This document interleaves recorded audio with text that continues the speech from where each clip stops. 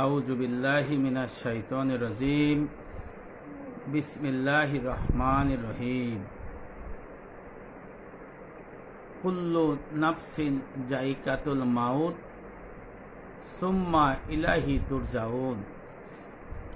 মহান রব্বুল আলামিন পবিত্র কুরআনুল কারীমের মধ্যে কয়েকবার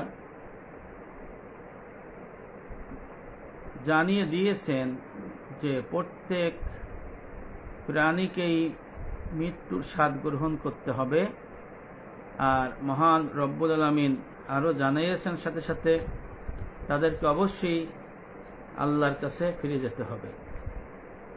এটাই সত্য।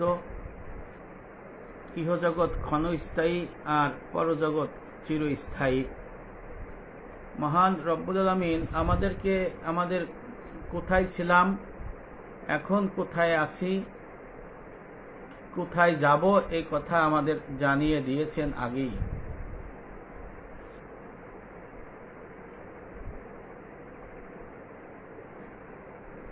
সূরা বাকারার 28 নম্বর আয়াতে মহান রব্বুল আলামিন আল্লাহ পাক ইরশাদ করেছেন, কাইফা তাকফুরুনা বিল্লাহি ওয়া কুনতুম আমওয়াতান ফাআহইয়াকুম সুম্মা ইউমিতুকুম সুম্মা ইউহয়িকুম সুম্মা ইলাইহি তুরজাউন। মহান রব্বুল আলামিন দুঃখ করে বলেছেন, কেমন করিয়া তোমরা আমি আল্লাহর প্রতি নাশকরি করিতেছ, ইবাদত বন্দেগী না করে, অথচ তোমরা ছিলে মৃত। অতঃপর তিনি তোমাদিগকে জীবন দান করিলেন, আবার তিনি তোমাদিগকে মৃত্যু মুখে পতিত করবেন, আবার তিনি তোমাদিগকে কবরে জীবিত করবেন। অতঃপর তাহারই নিকট তোমাদের ফিরে যেতে হবে। মহান রব্বুল আমিন দুঃখ করে এই দুনিয়ার মানুষকে বলেছেন, কাইফা তাকফুরুনা বিল্লাহি ওয়া কুনতুম আমওয়াতান ফাহইয়াকুম সুম্মা ইউমিতুকুম সুম্মা ইহয়িকুম সুম্মা ইলাইহি তুরজাউন। বান্দারে, তুমি কেমন করে আমার আদেশ নিষেধ না মেনে নাশকর করিতেছ, অথচ তোমরা আলমে আরাতে যখন ছিলে রুহ জগতে তখন ছিলে মৃত। আমি তোমাকে তোমার পিতামাতার মাধ্যমে দুনিয়ায় পাঠিয়েছি। আল্লাহ পাক বলেছেন, দুনিয়া তোমাদের থাকতে হবে না, দুনিয়ার থেকে তোমাদের সুম্মা ইউমিতুকুম তোমাদেরকে মৃত্যু ঘটাবো, অর্থাৎ আলমে বারজাক কবরে যেতে হবে। আল্লাহ পাক সেখানে বলেছেন, সেখানে তোমাদের জীবিত করা হবে, প্রশ্ন জিজ্ঞেস করা হবে ফেরেশতার মাধ্যমে। এবং কবরে যার আমল বন্দেগী ভালো হবে তার জন্য কবর হবে জান্নাতের বাগান, আর যার আমল বন্দেগী খারাপ হবে তার জন্য হবে কবর হবে জাহান্নামের গর্ত। মহান রব্বুল আমিন জানিয়েছেন, কবর হলো প্রথম ঘাঁটি, কিন্তু এটা স্থায়ী নয়। সুম্মা ইলাইহি তুরজাউন, ময়দানে হাসরে আল্লাহর কাছে ফিরে যেতে হবে। এই সূরা বাকারার 28 নম্বর আয়াতে মহান রব্বুল আমিন এই দুনিয়ার মানুষকে শুরু থেকে শেষ পর্যন্ত সমস্ত ঘাঁটি বলে দিয়েছেন। প্রথমে এলো রুহ জগৎ, আলমে আরোহা। সে জগৎ সম্পর্কে আমরা জানি না, পিতামাতার মাধ্যমে আমাদের এই দুনিয়ায় পাঠিয়েছে, এটা বলে আলমে দুনিয়া। আল্লাহ পাক আলমে দুনিয়ায় কেন পাঠিয়েছেন, সূরা জারিয়াতের 56 নম্বর আয়াতে আল্লাহ জানিয়ে দিয়েছেন, আউযু বিল্লাহি মিনাশ শাইতানির রাজিম, বিসমিল্লাহির রহমানির রহিম।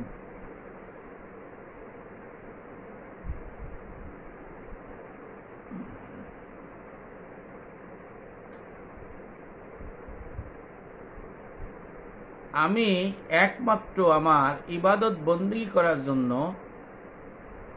জিন এবং মানব জাতিকে সৃষ্টি করেছি। সুবহানাল্লাহ। মহান রব্বুল আমিন সূরা জারিয়াতের মধ্যে এটা জানিয়ে দিয়েছেন। দুনিয়ার মধ্যে মানুষ মুসলমান পরিপূর্ণ দিন ইসলামের মধ্যে থাকবে, দাখিল হবে, তারপরে দেহ আত্মা মালের বন্দি করে মুত্তাকি তাকওয়াধারী হবে।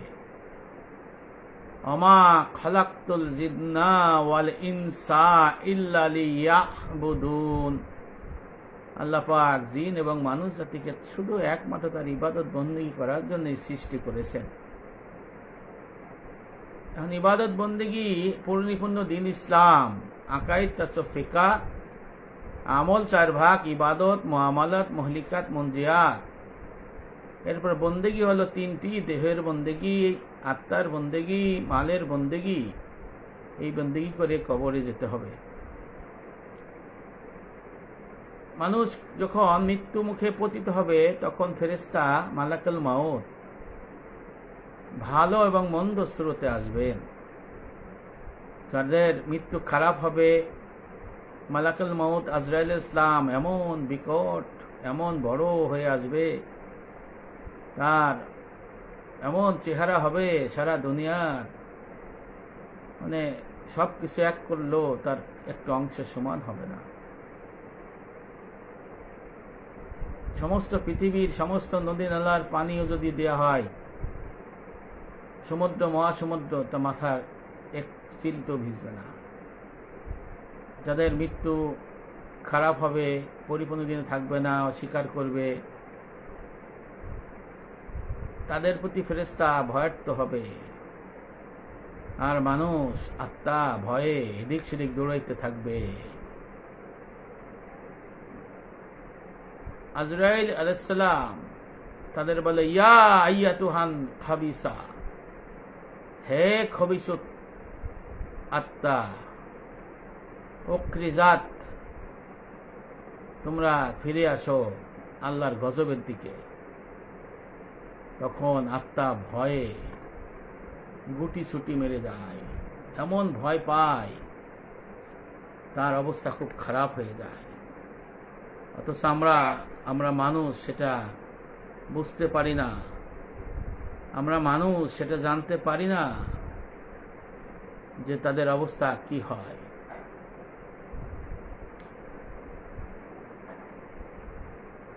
তাদের মৃত্যু যদি খারাপ হয়, কবরে মৃত্যুর পর থেকেই সে আল্লাহর আযাব গজবের সম্মুখীন হয়ে পড়ে। আর যদি আমল বন্দেগী ভালো হয়, দেহত্তা মালের বন্দি করে, পরিপূর্ণ দিনে থাকে, আল্লাহর সমস্ত আদেশ নিষেধ পালন করে, তখন ফেরেশতা এসে সম্বোধন করে, ইয়া আইয়াতুহান নাফসুল মুতমাহ, হে পবিত্র আত্মা। বলবে না হে অমকের ছেলে অমক, অমকের বেটা অমক, অমকের বেটি অমক, এইতে বলবে না। বলবে ইয়া আইয়াতুহান নাফসুল মুতমাহ, হে পবিত্র আত্মা, ফিরে এসো আল্লাহর কাছে, আল্লাহর সেবাদাস হয়ে সন্তুষ্ট চিত্তে। তার আহ্বানটা এত সুন্দর হয়। তার মৃত্যু হইলে সে কবরটা হয় জান্নাতের বাগান এবং আল্লাহর বেহেশতের নাজ নিয়ামত ভোগ করতে থাকে।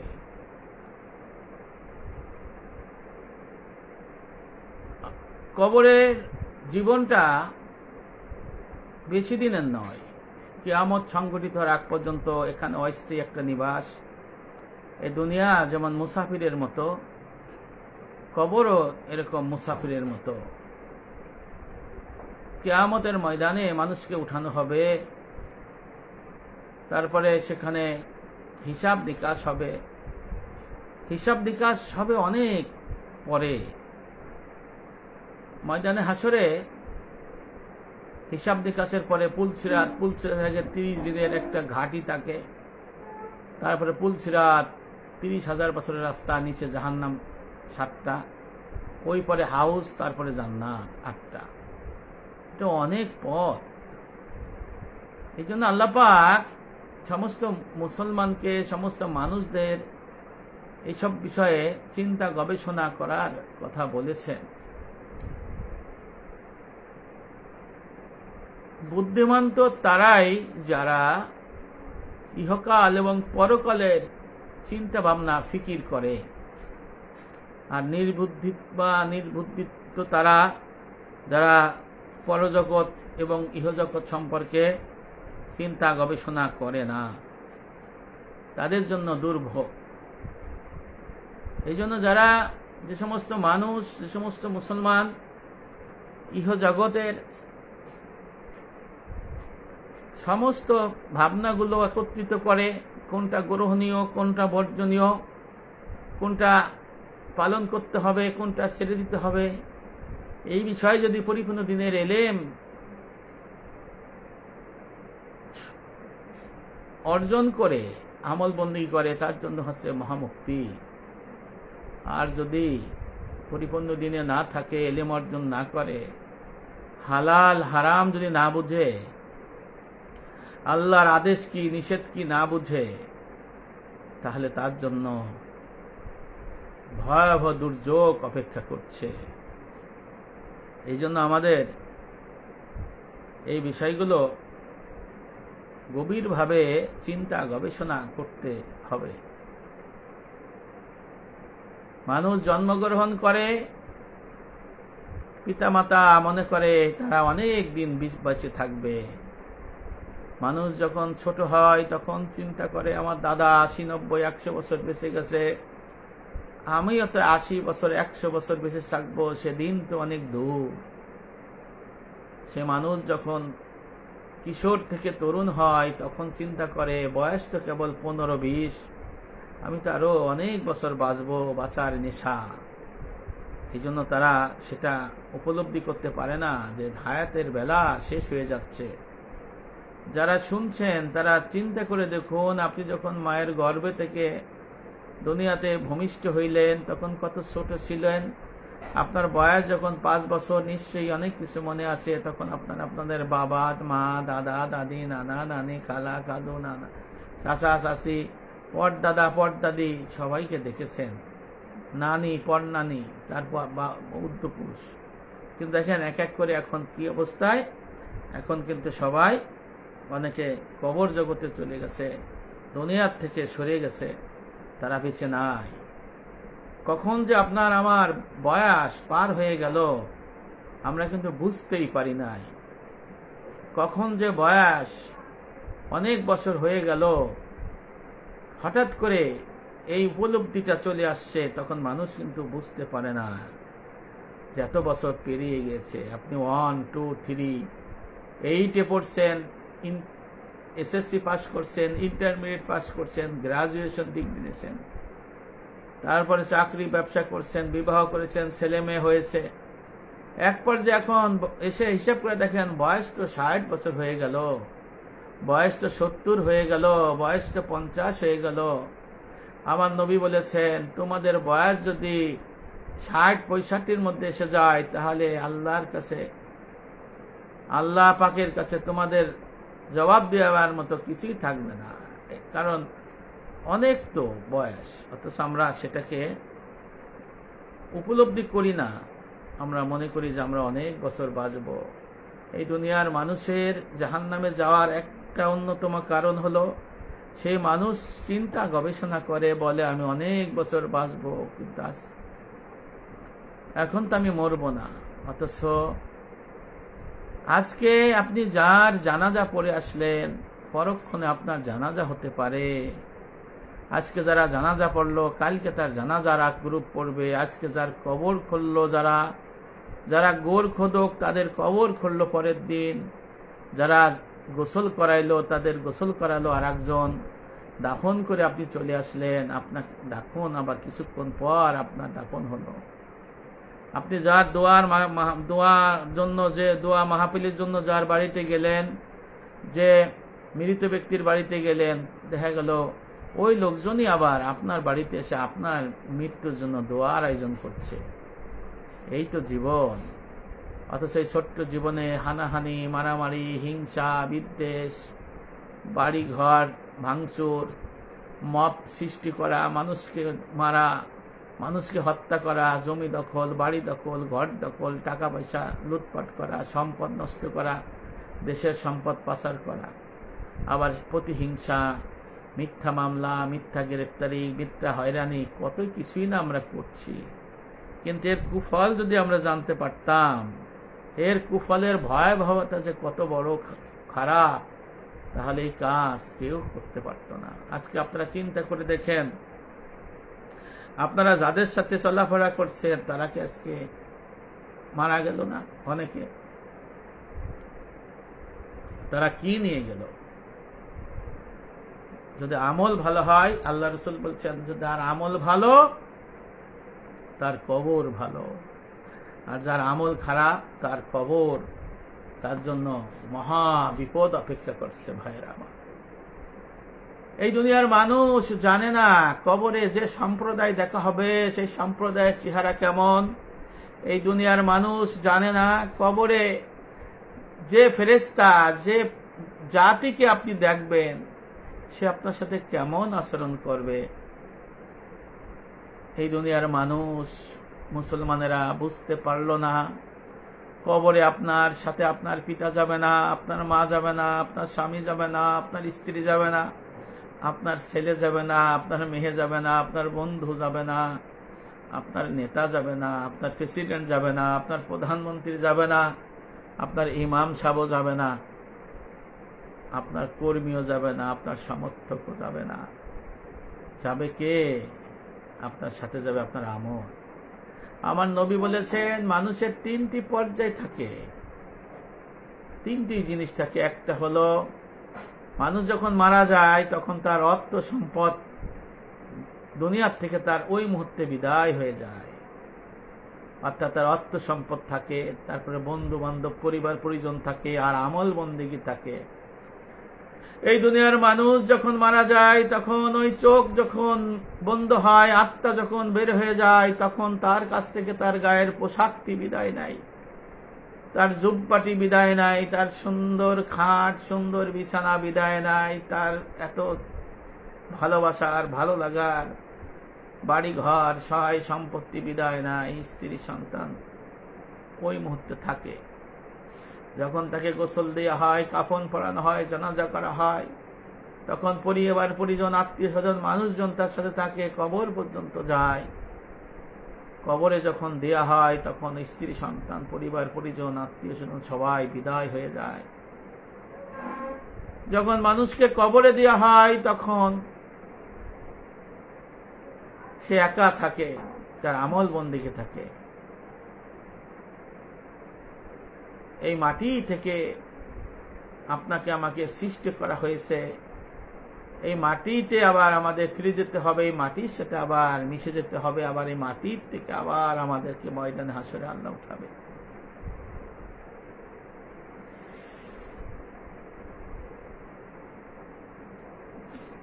মানুষ যখন মারা যায় তখন তার সবকিছু তার কাছে বিদায় নেয়। যখন মানুষের ইন্তেকাল হয় তখন ওই ব্যক্তি সর্বপ্রথম আতঙ্কগ্রস্ত হয়ে যায়, তার অর্থ সম্পদ, সহায় সম্পত্তি যদি থাকে এইটার কি হবে, এর ফাইসলা কি হবে।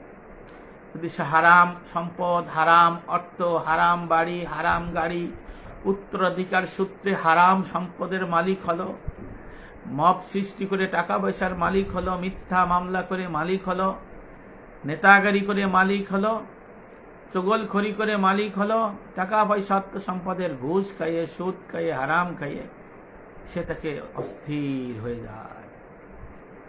কিমনে সে কাবল কি পেহেলি রাত পার করবে, কবরের সেই বিভৎস ভয়াবহ প্রথম রাত কেমন করে সে। হযরত উসমান ইবনে আফফান রাদিয়াল্লাহু আনহু নবী করিম ইসলামের দুই মেয়ের স্বামী ছিলেন, তাকে বলা হতো জুনরাইম। আশারে মুবাশশারা ছিলেন, দুনিয়ার থেকে জান্নাতি ছিলেন 10 জন সাহাবা। হযরত আবু বকর ফিল জান্নাহ, হযরত উমর ইবনে বিন খাত্তাব রাদিয়াল্লাহু ফিল জান্নাহ, হযরত উসমান ফিল জান্নাহ, হযরত আলী ফিল জান্নাহ, হযরত আব্দুর রহমান বিন আউফ ফিল জান্নাহ, হযরত তালহা বিন জান্নাহ ফিল জান্নাহ, হযরত জুবায়ের ফিল জান্নাহ। এরকম 10 জন সাহাবা জান্নাতে সুসংবাদ পেয়েছিল। তার মধ্যে অন্যতম সুসংবাদ পেয়েছিল আমার নবীর প্রিয় জামাতা হযরত উসমান রাদিয়াল্লাহু আনহু। উনি যখন কবরে যেতেন তখন থরথর করে কান্না করতেন, এমন ভাবে কান্না করতেন চোখের পানি ভেসে দাড়ি মুবারক ভিজে, বুক ভিজে যেত। ওনার সাথে লোকজন বলতো, আমিরুল মুমিনিন, আপনি কবরের কাছে এসে এমন ভাবে কান্না করেন কেন? কারণ আপনি তো দুনিয়ার থেকে আল্লাহ পাক আপনাকে জান্নাতি হিসেবে ঘোষণা করেছে। হযরত উসমান ইবনে আফফান বলতেন, ভাইয়েরা, কবরে আমাকে যেতে হবে, কবর আমার সাথে কেমন আচরণ করবে আমি তো জানি না। কবর যার আমল ভালো, কবর হবে তার জন্য জান্নাতের বাগান, আর যার আমল খারাপ হবে তার জন্য হবে কবর জাহান্নামের গর্ত। এই জন্য এই কবর আমার সাথে কেমন আচরণ করবে সেই ভয়ে আমি উসমান কাঁদতেছি, এই ভয়ে আমি খুবই খারাপ অবস্থায় আছি। হযরত উসমান ইবনে আফফান বলেছেন, যারা কবরে যায় কবরবাসী জানে তার কি ভয়াবহ অবস্থা। সে দুনিয়ার মানুষের কাছে একটু সওয়াবের জন্য, একটি দোহার জন্য চাতক পাখির মতো সে আকাঙ্ক্ষায় থাকে। উসমান বলেছেন, আল্লাহ রাসূল বলেছেন, কবরে যারা যায় তারা এমন যে সমুদ্রের মধ্যে, বিক্ষুব্ধ সমুদ্রের মধ্যে ডুবন্ত প্রাণীর মতো একটা খড় খুঁটো ধরে বাঁচতে চায় কিন্তু বাঁচতে পারে না। এই হলো আপনার কবরের বিষয়। এই জন্য আমল বন্দেগী নিজের থেকে আপনার ঠিক করে নিয়ে যেতে হবে, নইলে পরজগতে বাঁচার কোনো উপায় থাকবে না। হযরত উমর রাদিয়াল্লাহু বর্ণনা করেছেন, তিনি হযরত কাব রাদিয়াল্লাহুকে বললেন, মৃত্যু হলো কাঁটাযুক্ত গাছের ন্যায়, যা মানুষের পেটে ঢুকানো হবে, তার কাঁটাগুলো মানুষের শিরায় উপশিরায় ছড়িয়ে পড়বে, তারপর কোনো শক্তিশালী ব্যক্তি তা টানতে থাকবে, আর সেই বৃক্ষটি চামড়া কেটে চিরে বের হয়ে আসবে। এটাই মৃত্যুর অবস্থা, এত ভয়াবহ। কিতাবে লেখা আছে 3টি বিষয় মানুষের ভুলে যাওয়ার নয়। এক হলো দুনিয়া ও তা ধ্বংস হয়ে যাওয়া, 2 হলো মৃত্যু, 3 নম্বর হলো ওই সমস্ত বিপদ আপদ যা থেকে মানুষের নিরাপত্তা নাই। কিতাবে লেখা রয়েছে 4টি বিষয়ের মূল্য 4 ব্যক্তি বুঝতে পারে। যৌবনের মূল্য যৌবন হারা বুড়োই বুঝতে পারে। শান্তি ও নিরাপত্তার মূল্য একমাত্র বিপদগ্রস্ত ব্যক্তি বুঝতে পারে। আর সুস্থতার মূল্য অসুস্থ ব্যক্তি, রোগী সেই বুঝতে পারে। আর জীবনের মূল্য বুঝতে পারে একমাত্র মৃত ব্যক্তি ছাড়া দুনিয়ায় বাইসে থাকার মূল্য বুঝতে কেউ পারে না। ভাইরা আমার,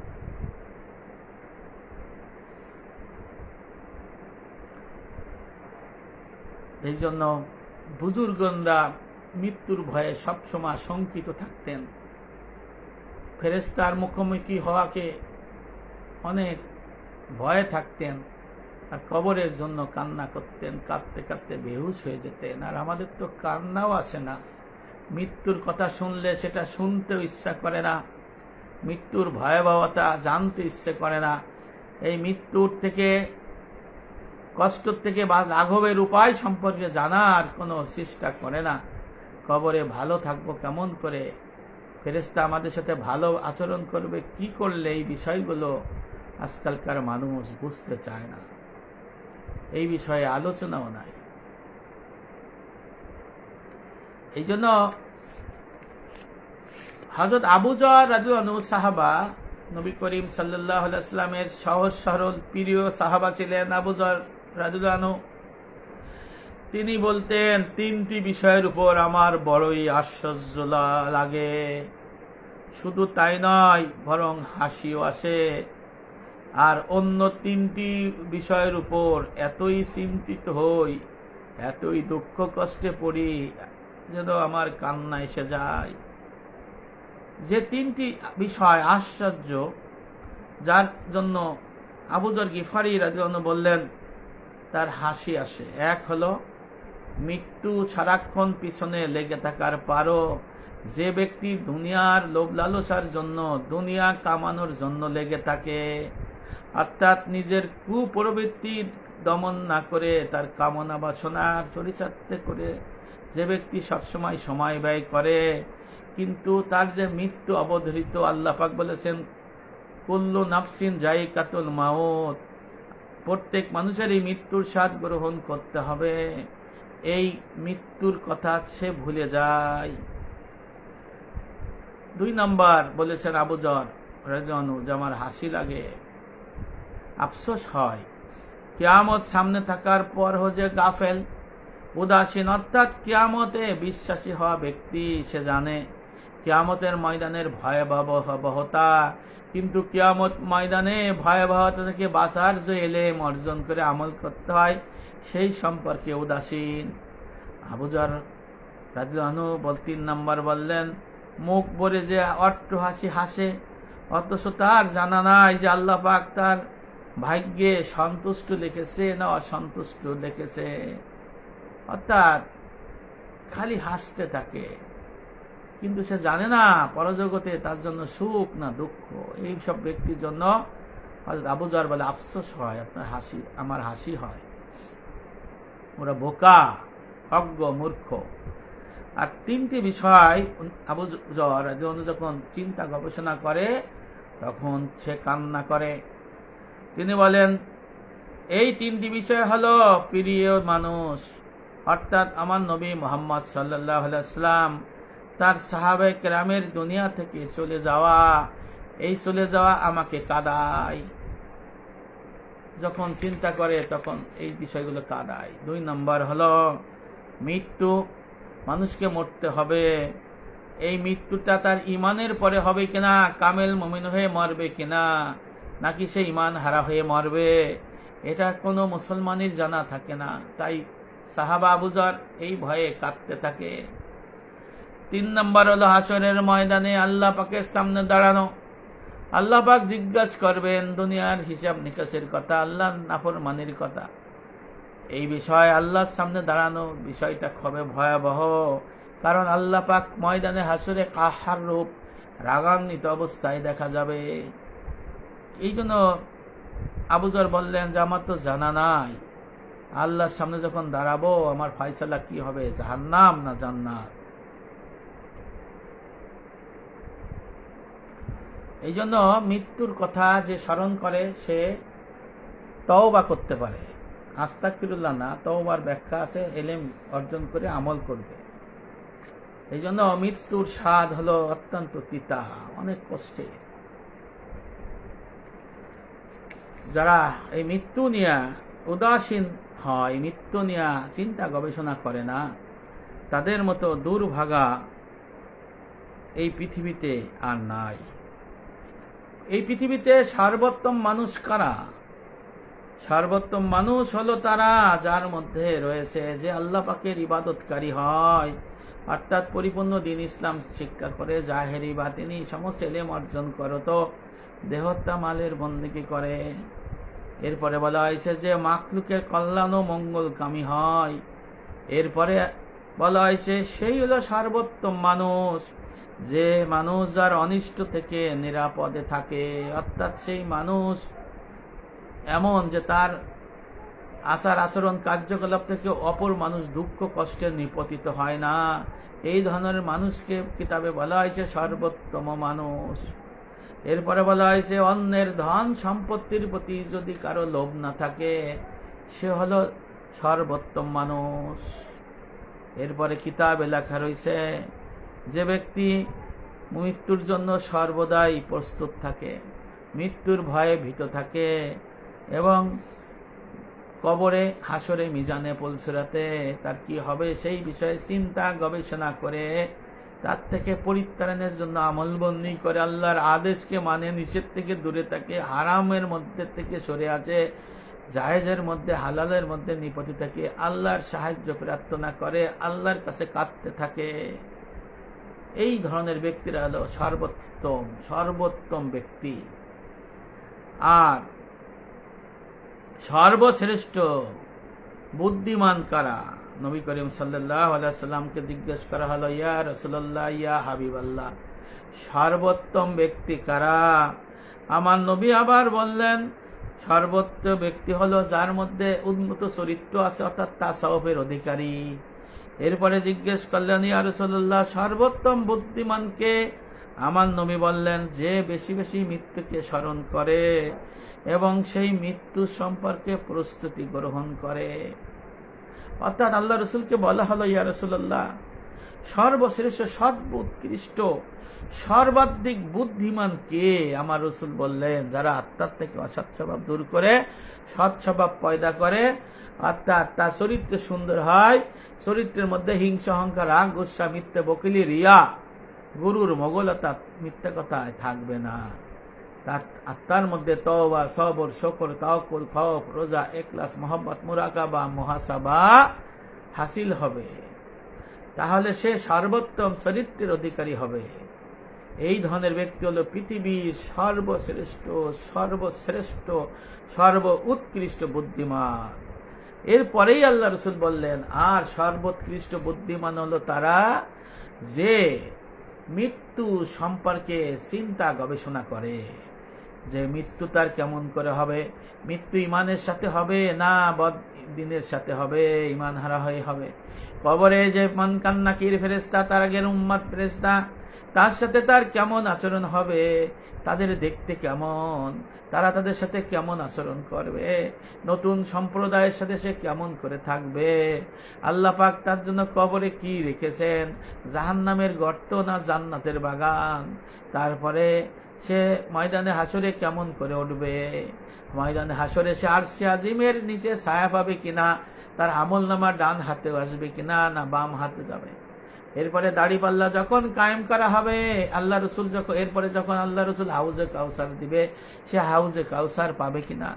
এরপরে যখন দাড়িপাল্লা কায়েম করা হবে, পাপ পুণ্যের ফাইসালা করা হবে, তখন সে ভয়ে ভয়ে থাকে, তার আমলনামা ভারী হবে না, আমলনামা পুণ্যেরটা কমে যাবে। এরপরে পুলসিরাতে যখন যাবে, পুলসিরাতে যাওয়ার আগে 30 দিনের একটা স্থান থাকে, পুলসিরাতে উঠার আগে 30,000 বছরের পুলসিরাত ব্রিজ চুলের থেকেও সূক্ষ্ম এরকম ঝুলন্ত অবস্থায় থাকে, কাঁটাযুক্ত। এর আগে 30 দিন থাকতে হবে, সেই 30 দিনে এসে ভালো থাকবে না মন্দ থাকবে, এই চিন্তা গবেষণা করা। পুলসিরাত কেমন করে পার হবে, পুলসিরাতের পরে হাউজ আছে, পার হবে কেমন করে, জান্নাতে চাবি নবীর মাধ্যমে কেমন করে খুলবে, অথবা সে জাহান্নামে যাবে কিনা, এই বিষয়ে যে চিন্তা গবেষণা করে। আল্লাহ রসুল বলেছেন, এই ধরনের ব্যক্তি দুনিয়ার মধ্যে সর্বশ্রেষ্ঠ বুদ্ধিমান। এই জন্য আল্লাহ পাকের রসুল আবার বলেছেন, 5 ধরনের ব্যক্তির জন্য সুসংবাদ। যারা কামেল মুমিন, তাদের জন্য সুসংবাদ। মুমিন তারা সর্বদা আযাবে পড়ার ভয় করে না। অবশ্যই তোমাদের একদিন আযাব থেকে মুক্তি দেওয়া হবে। নবী ও সালেগণ তোমাদের সুপারিশ করবেন। সাধারণ মুসলমান অর্থাৎ জেল খাইতে মুক্তি পাবে। যে কবর মৃত্যু কষ্ট হবে, কবরে খারাপ থাকবে, ময়দান আসে খারাপ থাকবে, আমলনামা হালকা হবে পুণ্যের, পুলসিরাত থেকে পড়ে জাহান্নামে যাবে সাধারণ মুমিন, সাধারণ মুসলমান। এরপরে কামেল মুমিন, যারা পরিপূর্ণ দিন ইসলাম শিক্ষা করে আমল করে দেহ আত্মা মালের বন্দী করে, তারা জান্নাতে যাবে। সুবহানাল্লাহ। এদের বলা হয় মুখলিস। এদের কোনো ভয় নাই, চিন্তা নাই, এরা আল্লাহর বন্ধু। এরপর আল্লাহ পাকের রাসূল বলেছেন তওবাকারীদের জন্য। তওবা হলো জাহিরি বাতিনি সমস্ত গুনাহ থেকে ফিরে থাকা, মাকামে বহুত থেকে মাকামে করবের থেকে রুজু হওয়াকে তওবা বলে। শিরক গুনাহ, আল্লাহর হক নষ্ট করা, বান্দার হক নষ্ট করা, 3 গুনাহ চিনে তার থেকে দূরে থাকা। শিরক গুনাহ তওবা করে ছেড়ে দিতে হবে। আল্লাহর হক যেগুলো বাকি আছে তাদের কাজা কাফারা আদায় করে দিতে হবে, ক্ষমা চাইতে হবে। বান্দার হক যা আছে সমস্ত ফিরেই দিতে হবে। যারা পাবে তাদের ফেরত দেবে, নাহলে ওয়ারিসদের দেবে, নাহলে আল্লাহর ফরজ করতে ব্যয় করবে। ঘুষখোর যারা ঘুষের সমস্ত টাকা পয়সা সৎকার করে দেবে। সুদখোর যারা সমস্ত সুদের টাকা পয়সা, বাড়ি মার্কেট সবকিছু পায়খানা টাট্টি জনকল্যাণমূলক কাজে ব্যয় করে দেবে। আর আপনার যারা ওয়ারিস সূত্রে সম্পত্তি কম বেশি করছে, সে সম্পত্তিও সে তাদের ফেরত দিতে হবে, না ওয়ারিসদের দিতে হবে, না আল্লাহর ফরজ কাজে ছেড়ে দিতে হবে। সরকারি সম্পত্তি, মানুষের সম্পত্তি, এগুলো ফিরে দিতে হবে। অর্থাৎ হারাম, বাবা থেকে অর্জিত যে সম্পদ যা হারাম ছিল সেটাও ছেড়ে দিতে হবে। এটা হলো তওবা। এই আল্লাহর এই আযাব গজবের ভয়, মৃত্যু, এইসব চিন্তা গবেষণা করলে তওবার দরজা হাসিল হবে।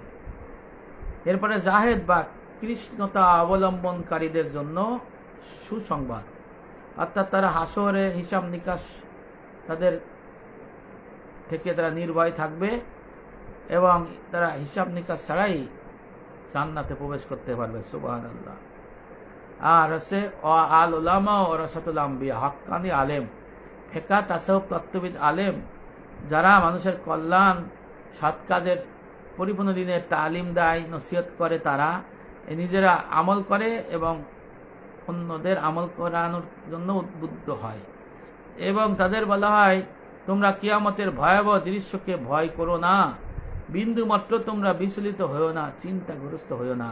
অবশ্যই তোমাদের কর্মের প্রতিদান দেয়া হবে।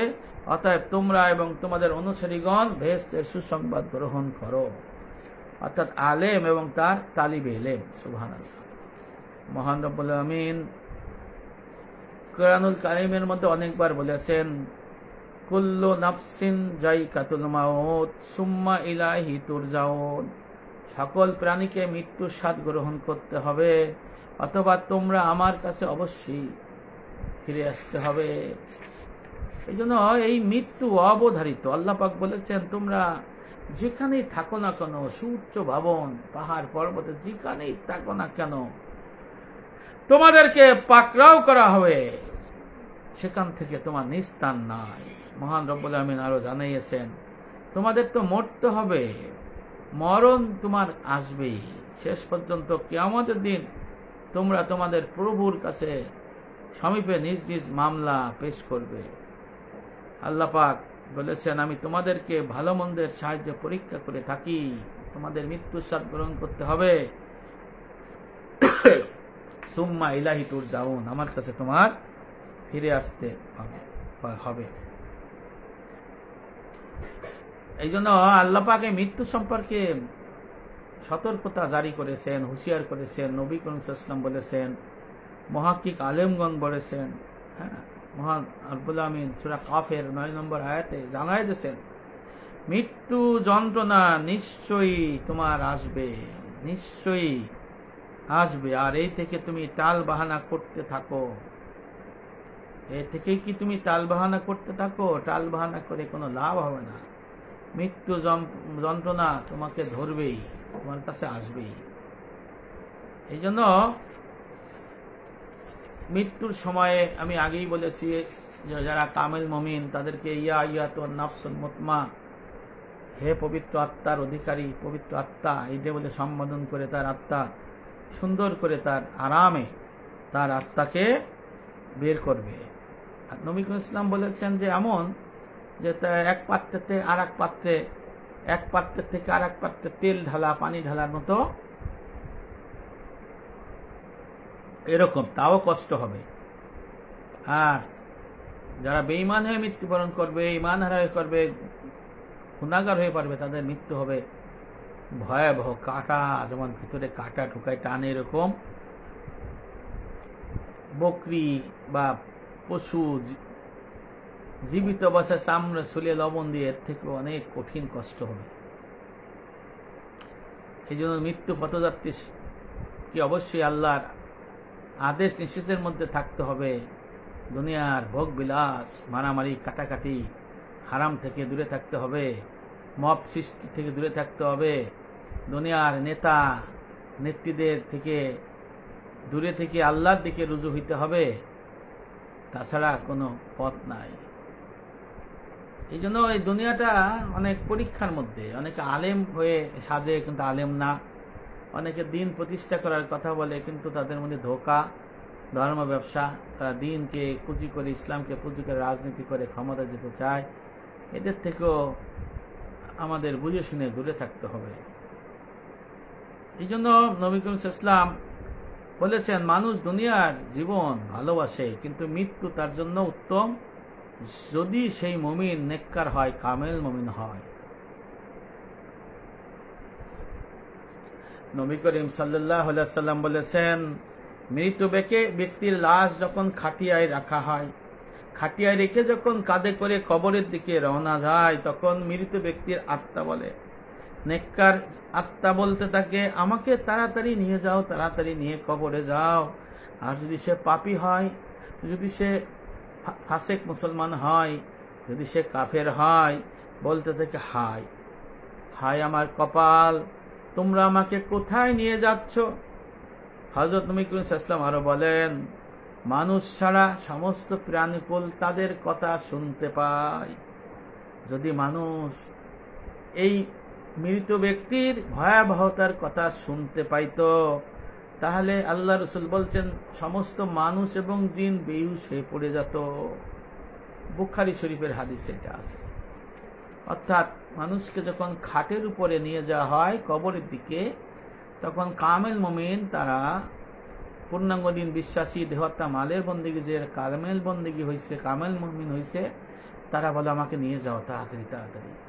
আর যারা ফাসেক, পাপিষ্ট, মারামারি করে, কাটাকাটি করে, পরে সম্পদ দখল করে, মব সৃষ্টি করে, ক্ষমতার জন্য লড়াই সংগ্রাম করে, সম্পদ দখল, বাড়ি দখল, জমি দখল, হারাম খায়, সুদ খায়, ঘুষ খায়, আল্লাহর আদেশ নিষেধ মানে না, পরিপূর্ণ দিনে থাকে না, আবার অপরিপূর্ণ দিনে অস্বীকার করে, মুসলমান না অমুসলমান, তারা বলে হায় হায় আমাকে কোথায় নিয়ে যাচ্ছ, আমাকে কোথায় নিয়ে যাচ্ছ তোমরা,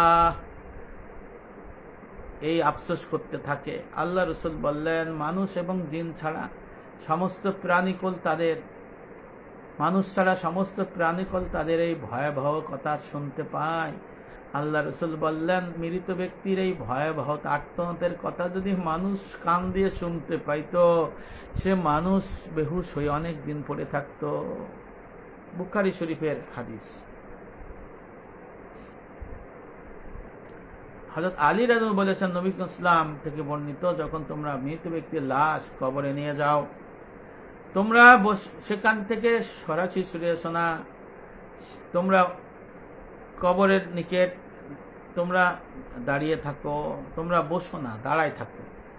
যখন মৃত ব্যক্তিকে কবরে রাখবে তখন বলবে, বুকে হাত দিয়ে বলে, বিসমিল্লাহি ওয়া আলা মিল্লাতি রাসূলুল্লাহ, হে আল্লাহ, আপনার বান্দা আপনার নিকট যাচ্ছে, আপনি তার অন্তর জয়কারী, সে দুনিয়া পিছনে ফেলে গেছে, আপনি তার পরকালকে ভালো করেছেন। হে আল্লাহ, আপনি বলেছেন আমার কাছে যা কিছু আসে তা নেককাতের জন্য উত্তম।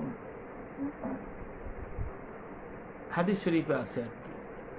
হযরত আব্দুল্লাহ ইবনে ওমর রাদিয়াল্লাহু বলেছেন, আমি নবী করিম সাল্লাল্লাহু আলাইহি ওয়াসাল্লামকে বলতে শুনেছি, তোমাদের কেউ যখন মারা যায় দেরি করো না, তাড়াতাড়ি তাকে দাফন করো, কবরের দিকে নিয়ে যাও, তার কবরের মাথার দিকে সূরা বাকারার প্রথম আয়াতগুলো আর পায়ের দিকে শেষের আয়াতগুলো পাঠ করো।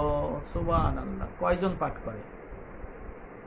অর্থাৎ আব্দুল্লাহ ইবনে ওমর রাদিয়াল্লাহু বলেছেন, তোমরা মৃত ব্যক্তিকে দ্রুত কবরের দিকে নিয়ে যাও, তাকে সেখানে দাফন করো, মাথার কাছে সূরা বাকারার প্রথম দিকের আয়াত আলিফ লাম মিম, এই আয়াত যত আয়াত পড়া যায়, আর শেষে যে চার আয়াত পায়ের দিকে, এটা পড়ো। এই জন্য নবী করিম সাল্লাল্লাহু আলাইহি ওয়াসাল্লাম বলেছেন, তোমরা মৃত ব্যক্তিকে যখন কবরে রাখবে তখন পাঠ করবে বিসমিল্লাহি ওয়া আলা মিল্লাতি রাসূলুল্লাহ। বুকে হাত দিয়ে আমরা যেটা রাখি। যে আল্লাহর নামে, মহানবীর নামে, আল্লাহর দ্বীনের উপরে এই ব্যক্তিকে রেখে গেলাম। এখন যদি যার দাড়ি নাই, ফাসেক, এই ফাসেক ব্যক্তি যদি কবরে নামিয়ে বলে যে বিসমিল্লাহি ওয়া আলা মিল্লাতি রাসূলুল্লাহ, বিসমিল্লাহি ওয়া আলা সুন্নতি রাসূলুল্লাহ, রসুলের সুন্নতের পরে মিল্লাতের পরে রেখে গেলাম, ফেরেশতারা রাগ হবে না? এর মহি এক মুষ্টি দাড়ি নাই, সে বলতেছে রসুলের সুন্নার পর রেখে গেলাম, সে বলতেছে রসুলের মিল্লাতের পর রেখে, আবার যে মরছে তারও দাড়ি নাই, ফাসেক ফুজ্জার। কিতাবে আছে ফেরেশতা ভয়াবহ রাগান্বিত হয়। এমনও বলতে পারে একটা মৃত্যুক রেখে গেছে আর এক মৃত্যুকের কাছে। কি কারণে? যে তো নবী ইসলামের সুন্নার পরে বিশ্বাসী না, অর্থাৎ তার মুখে ন্যূনতম এক মুষ্টি দাড়ি নাই, এই জন্য তার জন্য বিপদ হয়ে যাইতে পারে। আর ওই ঘোষণাটা পড়া হয়, এটা তো মিথ্যা ঘোষণা। যার দাড়ি নাই সে যদি বলে বিসমিল্লাহি ওয়া আলা মিল্লাতি রাসূলুল্লাহ, তাহলে কেমন করে হলো? সে তো রসুলের মিল্লাতের পরে নাই। মৃত্যু ব্যক্তির জন্য তালকিন করতে হয়। আল্লাহ রাসূল বলছেন, তোমরা মৃত্যু ব্যক্তি যখন কবরে দাও তালকিন করো। কবরে দিয়ে আমরা কি করি? তাড়াতাড়ি সরে আসো, ফেরেশতা আসবে। অথচ আল্লাহ রাসূল বলছে ফেরেশতা তো আসবেই, তুমি থাকো, থাইকে তালকিন করো, এমন ভাবে উচ্চারণ করো, কালেমা পাঠ করো, লা ইলাহা ইল্লাল্লাহু মুহাম্মাদুর রাসূলুল্লাহ পাঠ করো, যাতে ওই মৃত ব্যক্তি তোমার কথা শোনে। ফেরেশতা বলে কি আর জিজ্ঞেস করবো, কারণ উপর থেকে তো বলিয়ে দিয়েছে সুবহানাল্লাহ, নারায়ে তাকবীর, আল্লাহু আকবার। আর আমরা বলি কি, মরে গেছে মাটি দিয়ে বলে তাড়াতাড়ি সরে যাও, নাউজুবিল্লাহ। উল্টা না, বলেছে তার ফেরেশতা আসবে, তোমাদের জন্য ফেরেশতা আসতে পারতেছে না। আরে বয়াকুব, ফেরেশতা তো কবরে বসেই আছে, তোমার চোখ নাই দেখা, আমার চোখ নাই, ফেরেশতা তো বসেই আছে। আর আপনি যদি দাঁড়াইয়া তালকিন করেন, কালেমা পাঠ করেন, আল্লাহ রসুলের নাম বলেন, তাহলে ফেরেশতা মান রব্বুকা ওমা দিনুকা মান নবিয়ুকা, এই প্রশ্নগুলো যদি আপনি জানা তাকে বলে দেন, মৃত ব্যক্তি শোনে আর ফেরেশতাও শোনে, তখন বলে কি, হাদিস শরীফে আছে যে আমরা আর কি জিজ্ঞেস করবো, বলা তো হয়ে গেছে, সুবহানাল্লাহ। আর আমরা কি করি? উল্টাটা করি, সরে আসি, কবর জিয়ারতে করি না, কবর জিয়ারতের কাছে ধার ধারি না। এই জন্য এই বিষয়গুলো আমাদের জানতে হবে যে তালকিন করা সুন্নত। নবী ইসলাম তার প্রিয় স্ত্রী হযরত খাদিজা রাদিয়াল্লাহু আনহা যখন ইন্তেকাল করলেন, নিজে তাকে কবরে শোয়াইলেন, নিজের পোশাক পরাইয়া। কবরের পাশে সাহাবারা দেখলেন, সাহাবারাও দূরে দাঁড়ায় রয়েছেন, নবীও কবরে বসে আছেন। অনেক সময় পার হয়ে যায়, ফেরেশতা আসে না, কারণ যে স্ত্রীকে বলছিল আমি তোমার সব জল দিয়ে দেবো। অনেক সময় পরে জিব্রাইল আসছে, হুজুর আপনি সরে যান, আল্লাহ বলতে চলে যেতে। বল জিব্রাইল, আমার স্ত্রীকে আমি কথা দিয়েছিলাম যে ফেরেশতার যে 3টে প্রশ্ন আমি দিয়ে দেব। আল্লাহ রসুলকে বলেন, ইয়া রাসূলুল্লাহ, আমার রব নিজেই এই প্রশ্নের উত্তর ফেরেশতাকে দিয়ে দিয়েছে, আপনার পক্ষ থেকে আপনার বসা লাগবে না। সুবহানাল্লাহ, সুবহানাল্লাহ। এই যে আল্লাহ রসুল হযরত সাদ যখন মারা যায়, বলেন হে তোমরা সাদের জন্য দোয়া করো, আমি দেখতেছি সাদকে মাটি আঁকড়ে ধরতে যাচ্ছে। তখন তারা ছাদের জন্য দোয়া করতে থাকে, মাটি এমন ভাবে ধরল, মা তার সন্তানকে জাবড়ে ধরল, মাটি তাকে ধরবে, মাটি সংকীর্ণ হবেই, কবরে মাটির চাপ হবেই। এই জন্য অনেকে জানে না যে আসলে মাটি যে চাইপে ধরবে, এই বিষয়গুলো অনেকে শোনে, কিন্তু আসলে কেমন। মানুষ মারা গেলে তার সৎকর্মগুলো আলোচনা করতে হয়, দোষ ত্রুটি আলোচনা করা ঠিক না। অনেকে মারা গেলে বলে আলহামদুলিল্লাহ, নাউজুবিল্লাহ। আরে ভাই, যে মারা যায় সে তো তার কর্ম নিয়ে যায়, তার কর্ম শেষ, ফায়সালা আল্লাহ করবে। এই জন্য আপনারা যারা আলহামদুলিল্লাহ বলেন, বিরোধী পক্ষদের এটার বলেন না, গুনাহ হয়, এটা ঠিক না। আল্লাহ রসুল বলেছেন ভালো কাজের প্রশংসা করতে, মন্দ বলো না, কারণ মৃত ব্যক্তি কষ্ট পায়, আপনি কষ্ট দিয়ে লাভ কি, সে তো মারা গেছে, হিসাব তো আল্লাহর কাছে দিতে হবে, আল্লাহ তো তার হিসাব নিবে। এই জন্য আপনি মারা গেলে তার সব রেশানি করবেন সবার জন্য। এরপরে কবরে যখন যায় তখন তাকে জিজ্ঞেস করে, মান রব্বুকা মান দিনুকা মান নবিয়ুকা, যখন মানুষ পরিপূর্ণ দিনের ছাত্র হয় তখন সে উত্তর দিতে পারে। আর যে ছাত্র হইতে পারে না, শিক্ষা করে না, আমল করে না, সে বলে লাদ্রি লাদ্রি লাদ্রি, আমি জানি না, আমি জানি না, আমি জানি না। তখন তারপর আযাব শুরু হয়, কবর সংকীর্ণ হয়ে যায়, কবর চাইপে ধরে হাড্ডি, এক হাড্ডি আর এক হাড্ডির সাথে মিশেই ফেলে, সাপের বিচ্ছু এগুলো সব সরে আসে, চলে আসে। যে কবর কা পেহলি রাত অনেক ভয়াবহ। এই কবরের যে ভয়াবহতা, যারা কামেল মুমিন না হয় তাদের জন্য অনেক কঠিন একটা রাত। এই রাত এই দুনিয়ার মানুষ বুঝতে পারে না, স্বামী বুঝতে পারে না স্ত্রীকে, স্ত্রী বুঝতে পারে না স্বামীকে, পিতা তার সন্তানের জন্য বুঝতে পারে না, সন্তান তার পিতাকে বুঝতে পারে না, ভাই বোনকে বুঝতে পারে না, বোন ভাইকে বুঝতে পারে না, বন্ধু বন্ধুকে বুঝতে পারে না, উস্তাদ শিক্ষককে বুঝতে পারে না, শিক্ষক উস্তাদকে বুঝতে পারে না। এই সম্প্রদায় কেমন ব্যবহার করবে সেই একমাত্র বুঝতে পারে। এই জন্য এই কবরের কাছে যে সবাই কান্নাকাটি করে। আবার হাদিস শরীফে আছে যে আমরা তো মুনকার নাকিরের কথা শুনেছি, আর একটা ফেরেশতা আছে রুম্মাত। মানুষকে যখন কবর দেওয়া হয়, রুম্মাত নামক ফেরেশতা কবরে আসে, আইসে বলে ওঠো বসো, উঠে বসায়, রুহু দিয়ে দেয়। তারপরে তাকে বলে তুমি দুনিয়ায় যে সমস্ত কাজ করেছো ভালো মন্দ তা লিখে দাও। তখন সে বলে আমার কাছে তো কালি নাই, কাগজ নাই, আমি কেমন করে লিখব? তখন ফেরেশতা রুম্মত তাকে তার কাফন থেকে কিছুটা দিয়ে দেয়, আঙ্গুল বানায় কলম আর মুখে লালা বানায় কালি।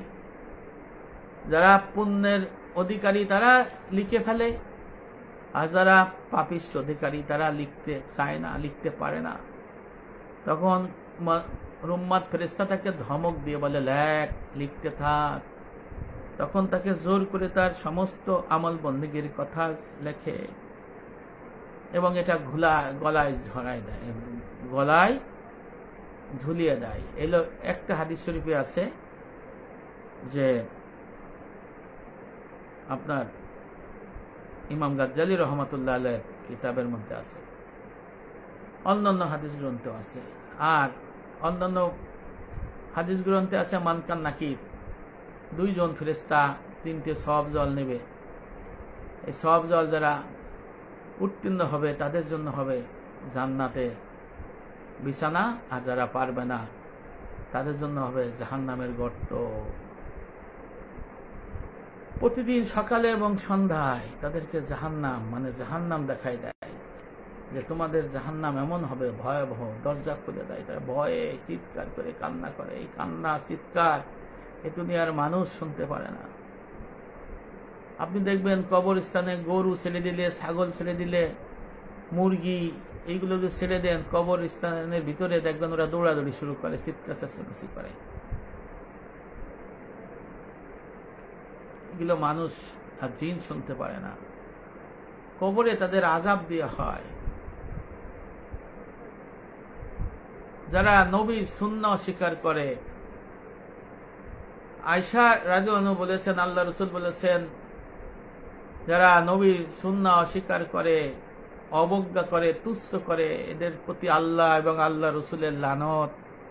এই লানতের ব্যাখ্যা দিয়েছেন রাইসুল মুফাসসিরিন হযরত আব্দুল্লাহ ইবনে আব্বাস রাদিয়াল্লাহু আনহু সূরা বাকারার 159 নম্বর আয়াতের তাফসিরে প্রথম লিখেছেন, ইবনে আব্বাসের প্রথম খণ্ডে, যে কবরের মধ্যে যাদের লানত প্রদান করা হয় তাদের আযাব দেওয়া হবে, নাউযুবিল্লাহ। তাহলে আল্লাহ রাসূলের নববী সুন্নাহ যারা অস্বীকার করে, অবজ্ঞা করে, রাখে না, আমল করে না, তাদেরকে কবরেই আযাব দেওয়া হবে। আর যাদের ফাসেক থাকবে, ন্যূনতম এক মুষ্টি দাড়ি থাকবে না, বিসমিল্লাহি ওয়া আলা মিল্লাতি রাসূলুল্লাহ যদি বলে, ফেরেশতা রাগান্বিত হবে, বলবে এর নিজের মধ্যেই রাসূলের সুন্নাহ নাই, নববী আদর্শ নাই, এ মিথ্যা বলেছে, মিথ্যা ঘোষণা দিয়েছে, নাউযুবিল্লাহ। আর আমি আগেই বলেছি যে কবরে মাটি চাপ দিবে, যারা পাপিষ্ট, আমল বন্দেগী ঠিক মতো করে নাই, তাদেরকে এমন ভাবে চাপ দিবে, এক হাড্ডি আর এক হাড্ডির সাথে মিশে যাবে, এমন চিৎকার চেঁচামেচি করতে থাকবে, কাঁদতে থাকবে। দুনিয়ার স্ত্রী, দুনিয়ার স্বামী, বাবা মা, ভাই বোন, আত্মীয় স্বজন, রাজা বাচ্চা, নেতা কেউ জানে না, কোন আলেম পীরও জানতে পারে না তার যে কত নিঃসঙ্গ, কত কষ্টের জিনিস তারা কবরে বয়ে বেড়ায়। আর যারা পরিপূর্ণ দিন ইসলামী থেকে দেহত্যা মালের বন্দি করে শ্রীপতি মুসলমান কামেল মুমিন হতে পেরেছে, তাদের কবরে চাপ দিবে, কিন্তু এমন ভাবে চাপ দিবে যে সুখকর চাপ, যেন মা তার সন্তানকে বুকে জড়িয়ে ধরেছে। সুবহানাল্লাহ। আল্লাহ রাসূল বলেছেন, জানো তাদের ডিমের উপর পাথর রেখে চাপ দেওয়া হয়। আর একটা উপমা এসেছে, এইরকম তাদের সাথে আচরণ করা হবে। যারা কামেল মুমিন, তাদের জন্য যারা যখন মারা যায় তখন আকাশ এবং পৃথিবী তাদের জন্য কান্দে। এই দুনিয়ার মানুষ বুঝতে পারে না কাদের জন্য এই দুনিয়া এবং এই দুনিয়ার আকাশ বাতাস কান্না করে। যারা কামেল মুমিন, যারা পরিপূর্ণ দিন ইসলাম শিক্ষা করে আমল করে, দেহত্যা মালির বন্দেগী করে, আল্লাহর হক যথাযথ পালন করে, বান্দার হক যথাযথ পূরণ করে, আত্মা থেকে অসৎ স্বভাব দূর করে, আত্মার সৎ স্বভাব পয়দা করে, দেহত্যা মালের বন্দেগী করে, এই সমস্ত আমল বন্দেগী আল্লাহর কাছে কবুল হয়। প্রথম আসমান দ্বিতীয় আসমান থেকে সপ্তম আসমান ভেদ করে আরশে আজিমের নিচে ইল্লিনে তাদের আমলনামা জমা হয়। এই ব্যক্তিদের যখন মারা যায় তখন আসমানের দরজা কান্দে, ফেরেশতারা কান্দে, আসমানের লোক বাসিন্দারা কান্দে, জমিন তাদের জন্য কান্না করে। কারণ তারা এমন ভাবে আমল বন্দি করে, জানো তারা এই ব্যক্তিদের আমলনামা নিয়ে যেত খুব আনন্দিত বোধ করে। এই জন্য যখন বলা হয়েছে যে নবী সাল্লাল্লাহু আলাইহি ওয়াসাল্লাম বলেছেন, প্রত্যেক মানুষের জন্য আকাশে দুইটি দ্বার পথ রয়েছে, এক পথে আমল ঊর্ধ্বমণ্ডলে আরোহণ করে, অপর পথে জীবিকা নাজিল হয়। সুবহানাল্লাহ। যখন কামেল মুমিনের মৃত্যু হয় তখন ওই পথ দুইটি তার জন্য কাঁপতে থাকে।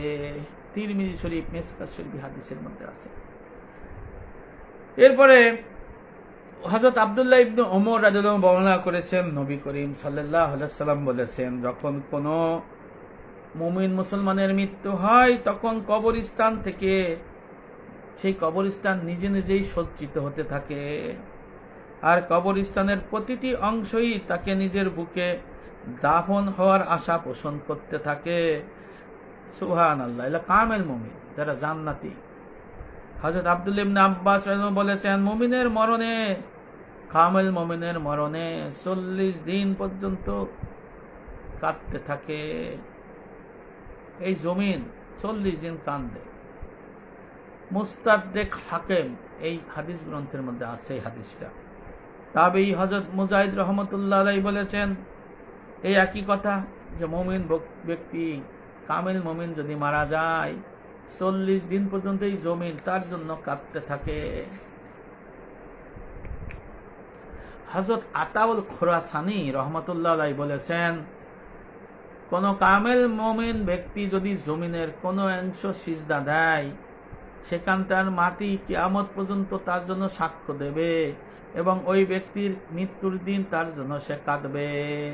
আল্লাহু আকবার। আবু নাঈম এই হাদিস গ্রন্থের মধ্যে, হিলয়াতুল আউলিয়া এই হাদিস গ্রন্থের মধ্যে এই হাদিসটা রয়েছে। অর্থাৎ মুসলমান আল্লাহর কে সিজদা দেয় নামাজের মধ্যে, যেখানে যেখানে সিজদা দেবে সেই সিজদার মাটি কিয়ামতের দিন তার জন্য সুপারিশ করবে। সুবহানাল্লাহ। আল্লাহ রাসূল বলেছেন, ওই ব্যক্তি বলেছেন বুজুর্গ, যে ওই ব্যক্তির মৃত্যুর দিন তখন এই জমিনগুলো কাঁদতে থাকবে। সন্তান সন্ততি ভালো কাজ করলে কবরে পিতামাতা সওয়াব পাবে, আবার সন্তান সন্ততি খারাপ কাজ করলে কবরে পিতামাতা আযাব গজবের শিকার হবে। যদি মৃত ব্যক্তি দুনিয়ায় ভালো কিছু রেখে যায়, সৎকে জারিয়া পায়, পুণ্য সন্তান রেখে গেলে সে যে নেক আমল করে, দোয়া করে, সৎকে জারিয়া পায়, ঠিক তেমনি কোনো ব্যক্তি যদি সিনেমা হল রেখে যায়, হারাম সম্পদ রেখে যায়, তাহলে সে পাপের জারিয়া পাবে। আবার যদি খারাপ সন্তান রেখে যায়, পাপ কাজ করে বেড়ায়, সেই পাপ কাজের বিষয়ও পাবে। তাম্বিহুল গাফিলিন, ইমাম সমরকান্দি রহমাতুল্লাহ আলাই এই বিষয়টা সুন্দর করে দলিলের মাধ্যমে লিখে দিয়েছেন। আর রূহ কিতাবের মধ্যে ইবনুল জাওজি, ইবনুল কাইম রহমাতুল্লাহ আলাইও ঠিক এই কথাই লিখেছেন। এই জন্য এই বিষয়গুলো আমাদের সন্তান যারা দুনিয়ার মধ্যে বেঁচে আছে তাদেরও বুঝতে হবে যে আমাদের পিতামাতা, আমাদের স্ত্রী, আমাদের স্বামী কবরে আছে। এদের যদি আমরা সওয়াব রিসানি করি তাহলে তারা পাবে। কবরের মধ্যে সে ভয়ার্থ অবস্থা থেকে, যারা পরিপূর্ণ দিনের এলেম শিখায় না, যারা স্ত্রী সন্তানদের দিনী এলেমে মূর্খ রাখে, যারা আযাব গজবে শিকার হয়। 11টি সহিহ হাদিসে সহিহ সনদে বর্ণনা আছে, আল্লাহ রাসূল বলেছেন কবরের মধ্যে 99টি সাপ এসে যাবে। এই সাপের এক একটি সাপের মধ্যে 99টি মাথা থাকবে। অর্থাৎ বলা হয়েছে হাদিস শরীফে যে 99টি সাপ তার জন্য বের হবে, আর প্রতিটি সাপে এক একটা সাপের মধ্যে 100টি করে মাথা থাকবে। তাহলে কত ভয়ানক! আল্লাহ রাসূল বলেছেন সে দংশন করবে আর কিয়ামত পর্যন্ত চিৎকার করে কাঁদতে থাকবে, আর্তচিৎকার করবে দংশনের যন্ত্রণায়। দুনিয়ার মানুষ শুনতে পাবে না, দুনিয়ার মানুষ এগুলো জানতে পারবে না, কষ্টে থাকবে। এটা আমরা ভয়াবহতা আমরা চিন্তা করতে চাই না। যারা মিরাস মারে খায়, অর্থ সম্পদ মারে খায়, যারা সন্তানকে দুনিয়া থেকে কম বেশি করে ভাগ করে দেয়, কম সমান দিতে হবে। দুনিয়ায় বেঁচে থাকতে সন্তানকে দিলে হালাল সম্পদ থেকে সমান ভাগ করে দিতে হবে। আর যদি কম বেশি করে, আল্লাহ রাসূল বলছেন যে 60 বছর পর্যন্ত সেই ব্যক্তি যে জীবনে কোনো গুনাহ করে নাই, কিন্তু মরার আগে সে এক সন্তান, এক ছেলেকে বেশি এক মেয়েকে কম বা কারো অধিকার হক বঞ্চিত করে গেল, আর আমার নবী বলছেন সে অনন্তকাল জাহান্নাম খরিদ করে নিয়ে গেল। নাউজুবিল্লাহ। অর্থাৎ সে মরে যাওয়ার থেকেই অনন্তকাল জাহান্নাম, সে আর জান্নাতে আসবে না। নাউজুবিল্লাহ। এত বড় কঠিন এই হিসাব, সম্পদের হিসাব। এই জন্য এই বিষয়গুলো খেয়াল করতে হবে। যে কোনো বিষয়ে আমরা আসলে এইগুলো অনেক বিষয় অনুধাবন করি না। এই জন্য যারা হারাম খায়, যারা পেট ভরে খায়, তারা এই বিষয়গুলো চিন্তা করতে পারবে না। অধিক পদের খাবার খায়, অধিক আইটেম দিয়ে খাবার খায়, পেট ভরে খায়, এরা এই বিষয়ে উদাসীন। আমার নবীও বলেছেন যারা অধিক খাবার খায়, একাধিক পদে খায়, তাদের অন্তরটা হয়ে যায়, উদাসীন হয়ে যায়, নষ্ট হয়ে যায়, যে কারণে তারা সত্য জিনিস উপলব্ধি করতে পারে না। যারা পরিপূর্ণ দিনের ছাত্র থাকবে, যারা পরিপূর্ণ দিনে থেকে কামেল মুমিন হয়ে মাটি চাপায়, আগুনে পুড়ে, মাটি তারপরে পানিতে ডুবে, দেওয়ালে পড়ে, পীড়ায় মারা যাবে, ক্যান্সারে মারা যাবে, ফুসফুসের ক্যান্সারে মারা যাবে, অসুখ বিসুখে মারা যাবে, এরা শহীদে মর্তব হবে। সুবহানাল্লাহ।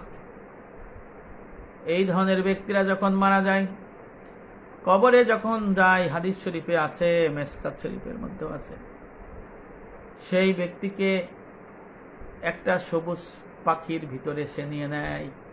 মানকার নাকি যায় দেখে কি এই লোকটা নাই, তখন বলে হে মানকার, এই ব্যক্তি কই? সে বলে হে নাকির, এই ব্যক্তি কই?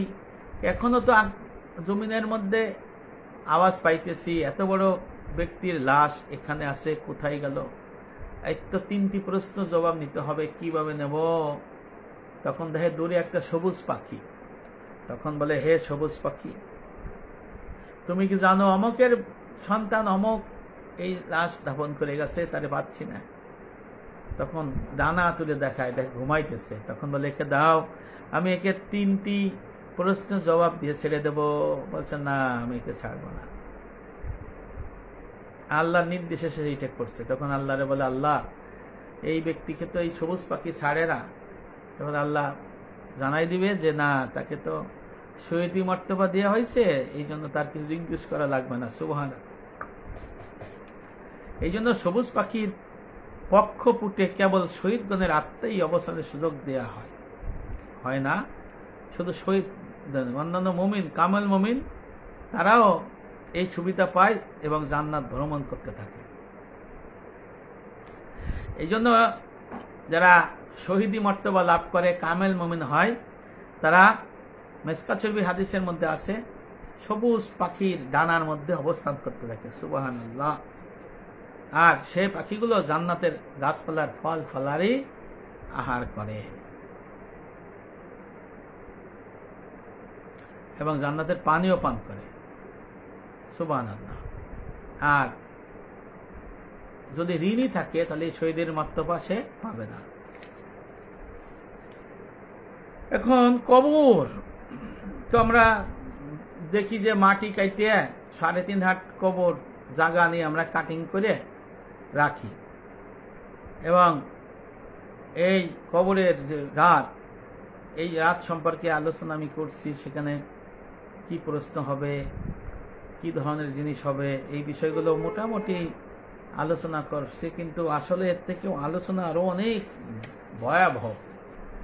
যে ব্যক্তি হারাম সম্পদ আহরণ করে, পিতামাতার থেকে হারাম সম্পদ নিজে মালিক হয়, সন্তানদের জন্য রেখে যায়। যে ব্যক্তি সুদ খায়, ঘুষ খায়, হারাম খায়, অনৈতিকভাবে টাকা পয়সা ইনকাম করে, জমি সম্পত্তি রেখে যায়, তার যখন মৃত্যু হয়, কবরে যখন দেয়, তখন সে ভয়ে বিহ্বল হয়ে যায়। হাসান বসরি রহমতুল্লাহ আলাইহি এক ব্যক্তিকে কবর দিতেছিলেন, মাটির দাফন দিয়ে মাটি দিতেছিলেন। তখন তার খাদেম বললে, হুজুর এই ব্যক্তির অবস্থা কেমন যে কবরে আছে? হাসান বসরি বললেন, শোনো খাদেম, এই ব্যক্তির অবস্থা হলো এমন, সে দুনিয়ায় কবর ভেঙ্গে আসতে চাচ্ছে। বলছো, হে আমার রব, এই কবর ভেঙ্গে আমাকে দুনিয়ায় এক মুহূর্তের জন্য পাঠাই দেন, আমার সমস্ত সম্পত্তি যা আছে আল্লাহর আপনার রাস্তায় ব্যয় করে দিয়ে আসি, আর হারাম যা আছে পারাপক্ষে দিয়ে আসি, সৎকে করে দিয়ে আসি। বলছে এর আর সুযোগ হবে না। সে তখন চিন্তায় থাকে, হায় হায়, আমি এত অর্থ সম্পদ রেখে আইছি, এই হিসাব তো আমার দিতে হবে, কিন্তু ফল খাবে তো আমার সন্তানরা, এরাও ময়দানে হাসরে বিচার দাবি করবে, আমার কি উপায় হবে? তখন সে চিৎকার চেঁচামেচি করে তখন কাঁদতে থাকে। তখন হাসান বসরি বললেন, তুমি শুনে কি করবা? যখন মানুষকে মানুষ কবর দেয় তখন এটা চিন্তা করে, কবর দিয়ে যখন বাড়ি যায় তখন এইসব ভুলে যায়। এই হলো বিষয়। আর মৃত ব্যক্তি যখন কবরে থাকে তখন রুহুর সাথে দেখা হয়। যারা জান্নাতি যাবে সেই রুহুগুলো এসে দেখা করে, জিজ্ঞেস করে দুনিয়ায় অমক আছে কেমন আছে, অমক আছে কেমন আছে, খোঁজ খবর নাই। আর যারা বলে যে অমক মারা গেছে, তোমার সাথে দেখা হয় নাই, বলছে না দেখা হয় নাই, এর মানে হলো সে দোজখে যাবে দেখে ওই রুহুকে আল্লাহ পাক এই রুহুদের সাথে দেখা দেয় না। নাউজুবিল্লাহ। আল্লাহ পাক এটাও বুঝার তৌফিক দান করুক। এই জন্য আল্লাহ রসুল বলেছেন, আনাস বর্ণনা করেছেন, আল্লাহ রসুল বলেছেন, কোন ব্যক্তি যদি তার স্ত্রী, তার স্বামী, তার বাবা মা, তার ছেলে মেয়ে, তার ভাই বোন, আত্মীয় স্বজন, প্রতিবেশীর জন্য সওয়াব রেশনের আয়োজন করে, আল্লাহ পাক তখন বলে, ওই ফেরেশতা যাও, এই ব্যক্তির জন্য অমুক ব্যক্তি সওয়াব রেশনের আয়োজন করছে, তুমি তা গ্রহণ করে কবরে পৌঁছে দিয়ে আসো। তখন ফেরেশতা নূরের বাটি নিয়ে হাজির হয়। সওয়াব রেশানি হওয়ার পরে ওই সওয়াব রেশানি নূরের বাটি নিয়ে আল্লাহ রাসূল বলেছেন কবরে চলে যায়। কবরে যায়, বলো, হে গভীর ঘুমের কবরের অধিবাসী, ওঠো, তোমার স্বামী, তোমার স্ত্রী, তোমার ভাই, তোমার বোন, তোমার পিতা, তোমার মাতা, তোমার সন্তান তোমার জন্য সওয়াব রেশানি পাঠাইছে, তুমি গ্রহণ করো। তখন আল্লাহ রাসূল বলেছেন, ওই ফেরেশতার কথা শুনে কবরে উঠে সেই মৃত ব্যক্তি দাঁড়াবে, দাঁড়াইয়ে তখন এই নূরের বাটির থেকে সওয়াব রেশানি গ্রহণ করে তাই আজকে শান্তি অনুভব করে, দোয়া করে। পক্ষান্তরে রুহু জগতের মধ্যে অন্যান্য রুহু দেখতে পায়, তাদের আত্মীয় স্বজন যদি তাদের জন্য এই ধরনের সওয়াব রেশানি না পাঠায়, আল্লাহ রাসূল বলেছেন তারাও অনেক কষ্টে থাকে, তারা আফসোস করতে থাকে। মূল কথা তারা বলতে থাকে, হায় আফসোস, হায় আফসোস, আমার স্ত্রী ছিল, আমার স্বামী ছিল, আমার ভাই ছিল, আমার বোন ছিল, আমার পিতা ছিল, আমার মাতা ছিল, আমার ছেলে ছিল, আমার মেয়ে ছিল, বন্ধু ছিল, দোস্ত বন্ধু ছিল, প্রতিবেশী ছিল, আমার জন্য তো এই ব্যক্তির মতো সওয়াব রেশানি পাঠাইল না। তখন সে কষ্টে থাকবে। তাফসিরে মাজারির মধ্যে এই হাদিসটা এসেছে হযরত আনাস রাদিয়াল্লাহু আনহু বর্ণনা করেছেন, যেই ব্যক্তি তখন আফসোস করবে আর যার জন্য পাঠাবে সে তাকে তো ফেরত দেবে। আল্লাহ রাসূল বলেছেন, মানুষ যখন কবর জিয়ারতে যায় তখন মৃত ব্যক্তিকে যখন সালাম দেয়া হয় তখন কবরের ব্যক্তি শুনতে পায়।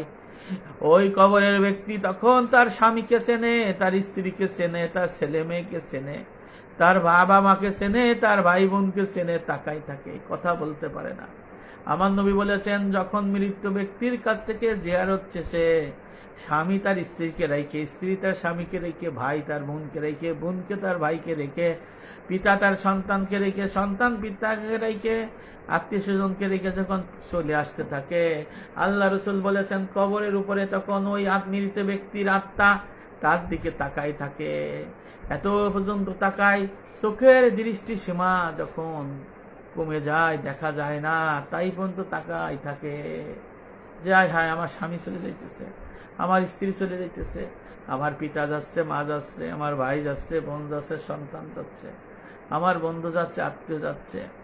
যতক্ষণ চোখের নিমিষ থেকে দূর হয়ে যায় তখন মন খারাপ করে ওই কবরের বাসিন্দা কবরের মধ্যে বরজাক জীবনে চলে যায়। অনেকে বলে যে কবরের মানুষ শুনতে পায় না, সালাম দিলে শুনতে পাবে, আপনার সাথে দেখাও করে, অথচ আপনি সেটা জানেন না। এই জন্য এই বিষয়গুলো আমরা কিন্তু সঠিকভাবে উপলব্ধি করতে পারি না। যে কারণে আল্লাহ রাসূল বলেছেন যে কবরকে বেশি বেশি করে স্মরণ করতে, বেশি বেশি করে স্মরণ করতে, তাহলে তার মধ্যে আল্লাহর ভয় জাগ্রত হবে। সে আল্লাহর আদেশ নিষেধ পরিপূর্ণভাবে পালন করবে, আদেশ পালন করবে, নিষেধ থেকে সে দূরে থাকবে এবং সে দেহতা মালের বন্দী করতে পারবে, কোনো ফেতনা ফেসাদের মধ্যে জড়াবে না, মারামারি করবে না, গীবত করবে না, হারাম সম্পদ খাবে না, আল্লাহর সমস্ত আদেশ নিষেধ পালন করবে বলা হয়েছে। তাহলে সে কবরের মধ্যে ভালো থাকার জন্য সে তার আমল বন্দী করার চেষ্টা করবে। এই জন্য যে কবর হচ্ছে পরকালের সিঁড়ি সমূহের মধ্যে প্রথম সিঁড়ি, অর্থাৎ প্রথম ঘাঁটি। অতএব যে ব্যক্তি কবরে নাজাত লাভ করবে, অর্থাৎ বাধাহীনভাবে কবরকে অতিক্রম করে কিয়ামত পর্যন্ত চলে যাবে, তার জন্য পরবর্তী সিঁড়ি বা ধাপসমূহ অতিক্রম করা সহজ হয়ে যাবে। আর আল্লাহ রাসূল বলেছেন, যে ব্যক্তি কবরে আযাব গজবের শিকার হয়, কবরের সিঁড়িও সহজ অতিক্রম করতে পারে না, তার জন্য পরবর্তী ঘাঁটি সমূহ অনেক কঠিন হয়ে যাবে। নাউযুবিল্লাহ। এই জন্য এই কবরের পেহেলি রাত, এই বিষয় নিয়ে আলোচনা করছিলাম যে কবরে যারা আল্লাহ রাসূল বলেছেন কবরের আযাব 3 ভাগ করছে। আবার একটা হাদিসে একটা হলো যারা মিথ্যে কথা বলে, যারা মিথ্যেবাদী চগলখোর, এরা কবরের আযাব কবর থেকে ভোগ করবে। দাঁড়ায় প্রস্রাব করে যারা পবিত্রতা অর্জন করে না, তারা শাস্তি পাবে বেশি। হ্যাঁ, প্রস্রাব করে তারা কাপড়ে লাগে, ভালো করে ঢিলা করে না, প্রস্রাবের ছিটা কাপড়ে শরীরে লাগে, আর এদের কবরে সরাসরি আযাব দেওয়া হবে। আর যারা চুগলখড়ি, একজনের কথা আর একজন বলে, মিথ্যা কথা বলে, গীবত করে, হ্যাঁ, ফেতনা লাগায়, ফাসাদ লাগায়, এদেরকে কবরের মধ্যে মরে গেলি, কোনো কথা নাই, কিন্তু মরে গেলি তাদের কি হবে? আযাব দেওয়া হবে। হ্যাঁ, এবং আল্লাহ রাসূল এই জন্য দেখা যাচ্ছে কবরস্থানে যেয়ে খেজুরি ডাল পুঁতে দিতেন। বলো তো ইয়া রাসূলুল্লাহ, এটা কেন করছেন? আমার নবী বললেন যে এই খেজুরের ডাল আমি পুঁতে দিলাম, এর পাতা যতদিন না শুকাবে ততদিন পর্যন্ত কবরের আযাব বন্ধ হবে। সুবহানাল্লাহ, নারায়ে তাকবীর, আল্লাহু আকবার। কবরের জিয়ারতই যায় না মানুষ, ডাল ভাঙে। কবরে তো ওই যে গোরস্থান দিলে এই ডালও নিতে দেয় না। অথচ আল্লাহ রসুল বলেছেন যে যারা কবরে যেয়ে খেজুরের ডাল যদি ভেঙে লাগায় বসায় দেয়, তাহলে এই ডাল যতদিন শুকনা থাকবে, শুকনা না হবে ততদিন তার কবরের আযাব কি হবে? তার কবরের আযাব বন্ধ থাকবে। সুবহানাল্লাহ। এবং কবরে যে আযাব আছে এটি সত্য। কোরআনে আছে ফেরাউনকে সকাল সন্ধ্যায় কবরে আযাব দেওয়া হয়, জাহান্নাম দেখানো হয়। তা ফেরাউন ছিল পাপিষ্ট, কাফের। তা যারা পাপ কাজ করবে, ফাসেক ফুজ্জার থাকবে, হ্যাঁ, তাদের কবরে ফেরাউনকে যদি আযাব দেওয়া হয়, তাকেও তো আযাব দেবে। এই বিষয়গুলো অনেকে বলে যে কবরে কিছুই হবে না, নাউজুবিল্লাহ। কবরে যদি আযাব গজব, ভালো থাকা মন্দ থাকা যদি কেউ অস্বীকার করে, সে কিন্তু মুসলমান থাকে না। আর একটা হলো ফরজ গোসল। ফরজ গোসলে যদি কেউ অবহেলা করে, তাহলে কবরে তাকে আযাব দেওয়া হবে, নাউজুবিল্লাহ। অনেকে জানে না। যারা স্ত্রী সহবাস করে গোসল, ফরজ গোসল করে না, হ্যাঁ, তাদেরকে কবরে ভয়ানক আযাব গজব দিয়ে হবে। হযরত আব্দুল্লাহ ইবনে আব্বাস রাদিয়াল্লাহু একটা ঘটনা বর্ণনা করেছেন। হযরত আব্দুল্লাহ ইবনে আব্বাস না, হযরত আব্দুল্লাহ ইবনে আবান। হযরত আব্দুল্লাহ ইবনে আবান রাদিয়াল্লাহু বলেছেন, তিনি বলেন, একদা আমি আমার এক প্রতিবেশীর জানাজাতে যোগদান করি। তার লাশ কবরে যখন নামানো হয়, তখন বিড়ালের ন্যায় একটি অদ্ভুত জানোয়ার কবরের ভিতরে লম্প জম্প করতে থাকে এবং সে কবরে লাশ নামাতে দেয় না। সেই বিড়ালের মতো অদ্ভুত জানোয়ারকে তাড়ানোর জন্য সকলে মিলে চেষ্টা করলাম, কিন্তু কোনোভাবেই তাকে তাড়াইতে পারলাম না। তখন ব্যর্থ হয়ে, যেহেতু কবরে লাশ নামাতে দিচ্ছে না, ব্যর্থ হয়ে আমরা অন্যত্র কবর খনন করলাম। সেখানে গেলাম, লাশ নামাইতে গেলাম, তখনও সেই ভয়ান্ত জন্তু কবরে লাফালাফি করতেছে, লাশ নামাইতে দেবে না। তখন বললো এই কবরে নামাইতে পারলাম না তখন বাধ্য হয়ে আমরা আর একটা কবর খুললাম, সেখানে নিয়ে গেলাম। সেখানে দেখলাম এই ভয়ঙ্কর বিড়ালের মতো জন্তু আরো বেশি যন্ত্রণা শুরু করলো, সে কবরে লাশ নামাইতে দিচ্ছে না। হযরত আব্দুল্লাহ ইবনে আবান রাদিয়াল্লাহু বলেছেন যে আনন্দ পায় আমরা তাড়াতাড়ি দ্বিতীয় বা পরের কবরের কাছে গেলাম। দাফন আনতে তাকে কবর দিলাম ঠিকই, দাফন করার পরে বলতেছেন সাহাবা, কবর হতে বজ্রপাতের ভীষণ এক আওয়াজ বের হচ্ছিল। নাউজুবিল্লাহ। সাহাবার যুগ, তাবেঈনের যুগের কথা। তখন এই কবর থেকে ভীষণ বজ্রপাতের মতো আওয়াজ বের হচ্ছিল। আমি জানি লোকটা তো প্রকাশ্যে ভালোই ছিল, সাহাবা বলতেছেন, কিন্তু সে গোপনে অপ্রকাশ্যে কি করত, কি পাপ কাজ অপরাধ করেছিল, সেটা জানার জন্য আমি তার স্ত্রীর কাছে গমন করলাম। স্ত্রীর কাছে জিজ্ঞেস করলাম কারণ কি। স্ত্রী তাকে উত্তর দিল, আমার স্বামী সহবাসের পর ফরজ গোসলে অবহেলা করতেন, এতে তার ফজরের নামাজ কাজা হয়ে যেত, এছাড়া তার অন্য কোনো পাপ আমি দেখিনি। নাউজুবিল্লাহ।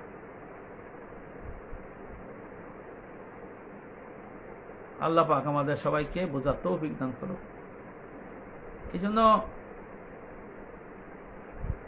কবর কি পহেলি রাত অনেক ভয়াবহ অবস্থা হয়। কবরে যে আকৃতি নিয়ে মানুষ মারা যায়, ওই আকৃতিকে রূহ দিয়ে তাকে দাঁড় করায়, বসায়।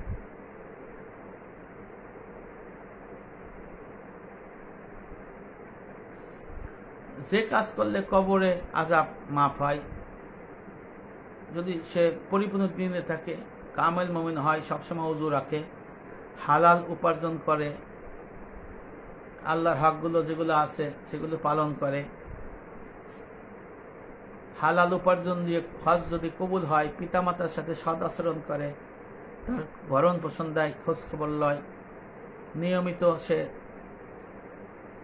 জামাতের সাথে বা নিয়মিত নামাজ আদায় করবে, নামাজ কাজা করবে না, প্রতিবেশীর সাথে সে ভালো ব্যবহার করবে, সৎ কাজের আহ্বান করবে, পরিপূর্ণ দিন ইসলাম শিক্ষা আমাদের তাকিদ প্রদান করবে, সাধ্য মতো সে দান খয়রাত করবে, বালেগ হওয়ার পর যদি রোজা না ভাঙে, ফরজ গোসল ঠিক মতো যদি আদায় করে, সবসময় আল্লাহর জিকির অর্থাৎ পরিপূর্ণ দিনের এলেম শিক্ষা আমল করে, আর তাসাউফ হাসিল করলে, এই কাজটা মোটামুটি এই কাজ করলে তার কবরের আযাব মাফ হবে, শহীদি মর্তবা হইলে। সুবহানাল্লাহ।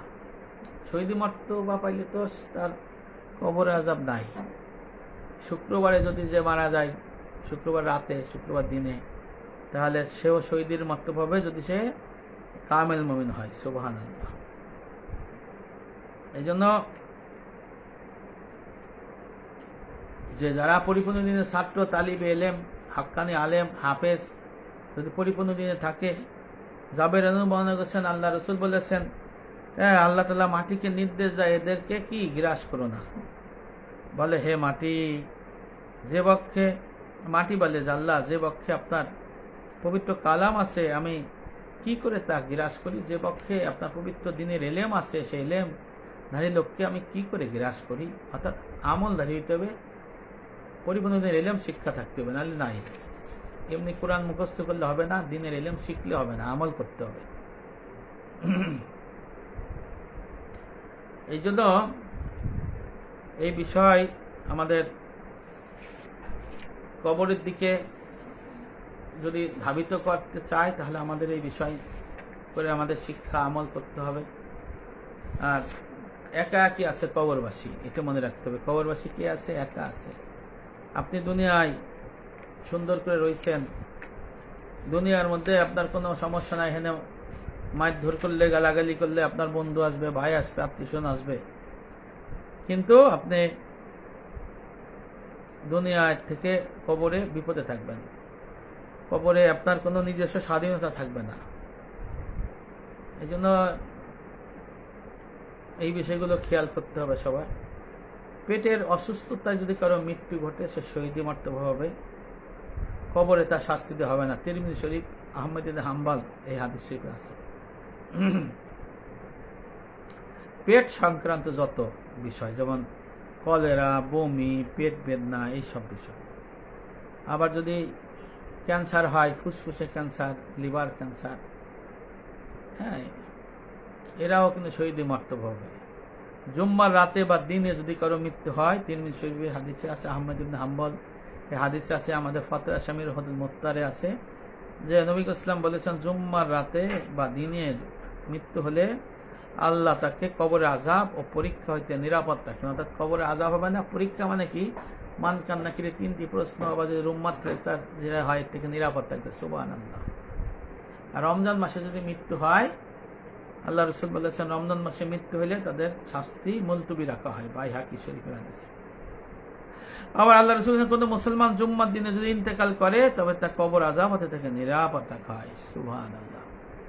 আর পূর্ণাঙ্গ দিনের এলেম শিক্ষারত অবস্থা থাকলে সে শহীদের মর্তবা হবে। পূর্ণ দিনের এলেম শিক্ষারত অবস্থায় যদি মারা যায়, কবরকে জান্নাতের বাগিচা বানায় দেওয়া হয়। আল্লাহ রসুল বাগিচা নয়, তার চোখ যত দূরে তত দূর কবরকে প্রশস্ত করে দেওয়া হয়। সুবহানাল্লাহ। যারা দিনের এলেম শিখবে, আল্লাহ রসুল বলেছেন, দিনের এলেম যারা শিখবে, কবরের মধ্যে এলেমের নূর এমন ভাবে চমকাইতে থাকবে, কবরের আযাব গজব ফেরেশতা তার কাছে আসতে পারবে না। মানে লাইট, নূরের ঝলকে তার কাছে আসতে পারবে না। অর্থাৎ দিনের এলেমের এত পাওয়ার থাকবে। এই জন্য অনেকে দিনের এলেম শিখতে চায় না, খালি নামাজ, রোজা, হজ, যাকাত, উমরা এগুলো করতে চায়। কিন্তু দিনের এলেম শিক্ষার যে ফজিলত, ময়দানে আসরে আল্লাহ রসুল বলেছেন, নামাজ, রোজা, হজ, যাকাত, তাবলীগ, জিহাদ, দান, খয়রাত সবকিছুর ওজন করা হবে, কিন্তু বিনিময় দেওয়া হবে দিনের এলেম শিক্ষার বিনিময়ে। সুবহানাল্লাহ। এই বিষয়গুলো খেয়াল করতে হবে যে আসলে আমাদের শহীদি মর্তবা কিভাবে পাবো, তবে ঋণ থেকে দূরে থাকতে হবে, গুনাহ থেকে দূরে থাকতে হবে। কবরে যারা যাবে ভয়াবহ অবস্থার মধ্যে আছে, আপনি যাবেন, আমি যাব, কবরে ভয়াবহ পরীক্ষার সম্মুখীন হতে হবে। ভাই, গায়ে কি সুন্দর জামা, কি সুন্দর ড্রেস, রুমাল, লাইট, ঠান্ডা আছে, আবার গরমে ঠান্ডার দিনে গরম আছে, খাওয়া দাওয়া সুন্দর হচ্ছে। কিন্তু যখন মানুষ মারা যায় তখন তো এগুলো সব ফেলে দেয়, তখন ওই 3.5 হাত মাটি যাবে, আর ওই যে 3 খান কাপড় পুরুষের জন্য আর মহিলাদের জন্য 5 খান কাপড়, এটি সঙ্গে যাবে, এটি সঙ্গে যাবে, আর কিছুই সঙ্গে যাবে না। এই জন্য এই বিষয় আমরা কি করতে চাই যে আমরা আমাদের মৃত্যুটা ভালো যাতে হয়। আমি আলোচনা করেছি কার মৃত্যু ভালো হবে। আপনি যদি খালেস তওবা করেন, যে আল্লাহর হক যেগুলো আছে, নামাজ, রোজা, হজ, যাকাত, এগুলো যদি কাজা থাকে, কাফারা থাকে, আদায় করে দেবেন, আল্লাহর কাছে মাফ চাইবেন, আল্লাহ মাফ করে দিতে পারে। আর যদি মানুষের দিনা পাওনা থাকে, কাউকে গালি দিলেন, তার কাছে মাফ চেয়ে নিতে হবে, কাউকে পিটাইলেন, তার কাছে মাফ চেয়ে নিতে হবে, তার জরিমানা দিতে হবে।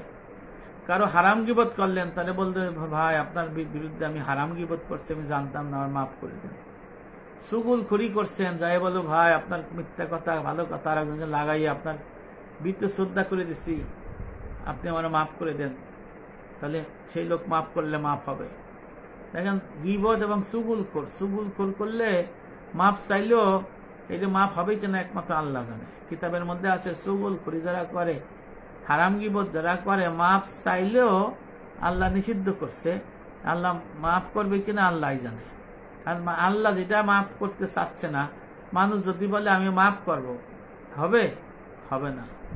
অনেক সময় এই বিষয়গুলো আমরা বুঝি না, মনে করি যে এমনি এমনি হয়ে যাবে। আর একটা হলো অর্থ সম্পদ যদি হারাম থাকে, এটা দূরে সরাই দিতে হবে, ফেলে দিতে হবে। হারাম টাকায় ফ্ল্যাট, বাড়ি, গাড়ি, জমি, অর্থ সম্পদ সুদের ছাড়া সৎকা করে দিতে হবে। আর সুদের হইলে পায়খানার টাটকি জনকল্যাণমূলক কাজে ব্যয় করে দিতে হবে। যদি ওয়ারিশ সূত্রে, মিরাজ সূত্রে, উত্তরাধিকার সূত্রে হারাম সম্পদ পান, এই লোক সৎকা করে দিতে হবে। হারাম সম্পদের মিরাজ হয় না। যদি কোনো ব্যক্তি মনে করে হারাম সম্পদ, পিতা মাতা দাদাদের সম্পদ হারাম, এর মিরাজ হবে, সে কাফের হয়ে যাবে। কারণ আল্লাহ পাকের রসুল শরিয়াতে আল্লাহ পাক যেখানে হারাম বলছে, সেখানে যদি আপনি হালাল বললে মিরাজ বান্টন করেন, তাহলে মুসলমান থাকে না। এখানে ইমানের একটা বিরাট বিষয় আছে, খত্তামে ইমান, খত্তামে হে। অনেকে বুঝেই না। পিতা মাতা পুলিশের চাকরি করছে, ঘুষের টাকা তুইয়ে গেছে, সুদ খাচ্ছে, সুদের টাকা তুইয়ে গেছে, বাড়ি গাড়ি তুইয়ে গেছে, মরিয়ে গেছে বেটা। আবার ছেলে মেয়ে কয়, আমার মেয়ে কয় আমি অর্ধেক, আর ফেলে কয় আমি গাবো, মিরাজ ভাগ করে নেব, আবার স্ত্রীও পায়, তাই না? হারাম, কিয়ামত পর্যন্ত হারাম হবে, এটা ফেলে দিতে হবে। তারপরে আপনার সমস্ত হারাম ত্যাগ করতে হবে। ত্যাগ না করলে হবে না। আল্লাহ রসুল বলেছেন 10 দিরহাম মূল্যমানের একটি পোশাকের মধ্যে যদি 9 দিরহাম হালাল হয়, 1 দিরহাম হারাম হয়, এই পোশাক গায়ে থাকবে যতদিন, ততদিন তার নামাজ বন্দেগী কবুল হবে না। নামাজ বন্দেগী যদি কবুল করতে হয়, তাহলে এই পোশাক খুলে ফেলতে হবে, ত্যাগ করতে হবে। তাহলে এখন চিন্তা করে দেখেন, 9 টাকা হালাল, 1 টাকা হারাম। আল্লাহ রসুল বলছে এই পোশাক পরবে, নামাজ কবুল হবে না। তাহলে আমরা এই হালাল হারামের বিষয়গুলো না জানলে, এই যে নামাজ পড়েছি, তাদের এই মসজিদে যায় লাভ কি? ইনকাম হারাম, হারামের আসবাবেও হারাম। হ্যাঁ, তাহলে আমি নামাজ পড়তেছি কি লাভ, রোজা রাখতেছি কি লাভ? এই জন্য তওবা করতে হবে। তওবা হলো হারাম ত্যাগ করতে হবে। মানুষের ক্ষতি করলে তার কাছে যে মাপ চেয়ে নিতে হবে। দুনিয়ার বাহাদুরি করা যাইতো না। মাটির দিকে তাকাইতে হবে, কবরের দিকে তাকাইতে হবে। কবরের দিকে যদি তাকাবে, মৃত্যু ব্যক্তির দিকে তাকাবে, কাফনের দিকে যদি তাকাবে, যে গোসল করাইবে, সে তওবার দিকে আসতেই হবে। যদি না আসে, তার জন্য দুর্ভাগা। যে পরিবারের আপন লোক মারা গেছে, যদি সেটার দিকে যদি সে মনে করবেন, যদি সে সঠিক পথে না আসে, সে দুর্ভাগা। তার কপালে কি হেদায়েত নাই। কত রাজা গেল, কত বাদশা গেল, কত ধনী গেল, নেতা গেল খবরে, তাদের খবর আছে, কোনো খবর নাই। এই জন্য কবর কি পেহেলি রাত, খাত্তামে রাত। এই রাত যে অতিক্রম করতে পারবে, উত্তীর্ণ হতে পারবে, কবর তার জন্য ভালো আচরণ করবে, ময়দানে আসে মুক্তি হয়ে যাবে। কবরে তারা মুক্তি পাবে না, ময়দানে হাসরে পাবে না, তারা হারাম ইনকাম রেখে গেল। আল্লাহ রসুল বলেছেন, ময়দানে হাসরে এক ঘোষণাকারী ঘোষণা দেবে, সর্বপ্রথম, কে আছো তোমরা, তোমার হক অধিকার পাও না, বুঝে নিয়ে যাও। তখন স্ত্রী, সন্তান, ছেলে মেয়ে দৌড় দেবে। যে স্ত্রী বলে, হে আমার রব, এই আমার স্বামী আমাদের দুনিয়াতে হারাম উপার্জন খাওয়াইছিল, হারাম উপার্জন খাওয়ানোর ফলে ইবাদত বন্দি কবুল হয় নাই, আবার হারাম উপার্জনের বাড়ি গাড়ি সম্পদ টাকা পয়সা রাখিয়াছিল, আল্লাহ এর বিচার করেন। ছেলেও বলবে তাই, ছোট ভাই তাই বলবে। আবার বলবে, আল্লাহ এ আমাদের দিনই এলেমে মূর্খ রাখছিল, ইবাদত বন্দিকে আমাদের শিখায় না, এর বিচার করেন। এই ঘুমাই তাকে ফানি ছিটাই দেন না, ঘুম পড়ায় রাহে, অক্ত চলে গেলে ওটা আয় না, এদের জন্য দুর্ভোগ। যে কারণে এদেরকে ময়দানে আসরে বলবে যে আল্লাহ এর বিচার করেন। যে স্ত্রী, যে সন্তান, ছেলে মেয়ে, ভাই বোনের জন্য, স্বামীর জন্য, স্ত্রীর জন্য আপনি হারাম সম্পদ উপার্জন করে রেখে গেলেন, মরিয়ে গেলেন, কবরে তো ফিটেনি খাবেন, মরার সময় ধরা খাবেন, জান মানে জাহিলিয়াতের মতো বাইর করবে, কাটা যুক্তর মতো শ্রাইনে হিচড়ে কবরে ফিটুনি খাবেন, দোজক দিয়ে পুড়াবে। অনেক কবে ময়দানে আসরে আসবেন ঠিক নাই, সেখানে আর সে জমি ছায়া পাবেন না, পাবো না। তারপরে দাড়িপাল্লা কায়েম, পুণ্যেরটা ভারী হবে না। ফুলসরাতের আগে 30 বছরের 30 দিনের যেখানে ওয়েটিং রুম, সেটা আজাব গজবের মধ্যে থাকতে হবে। ময়দানে আসরে যখন যাবে, ফুলসরাতে যখন আসবে, তখন নিচে পড়ে যাবে। আর জাহান্নামের বর্ণনা তো জানেন যে কি অবস্থা সেখানে হবে। কামেল মুমিন যারা মুত্তাকি, পরিপূর্ণ দিনের ছাত্র, যারা যখন ফুলসরাতে যাবে, যারা রোজা 30টা কবুল করাইতে পারবে, ফুলসরে উঠার 30 দিন তাদের আরামে থাকবে।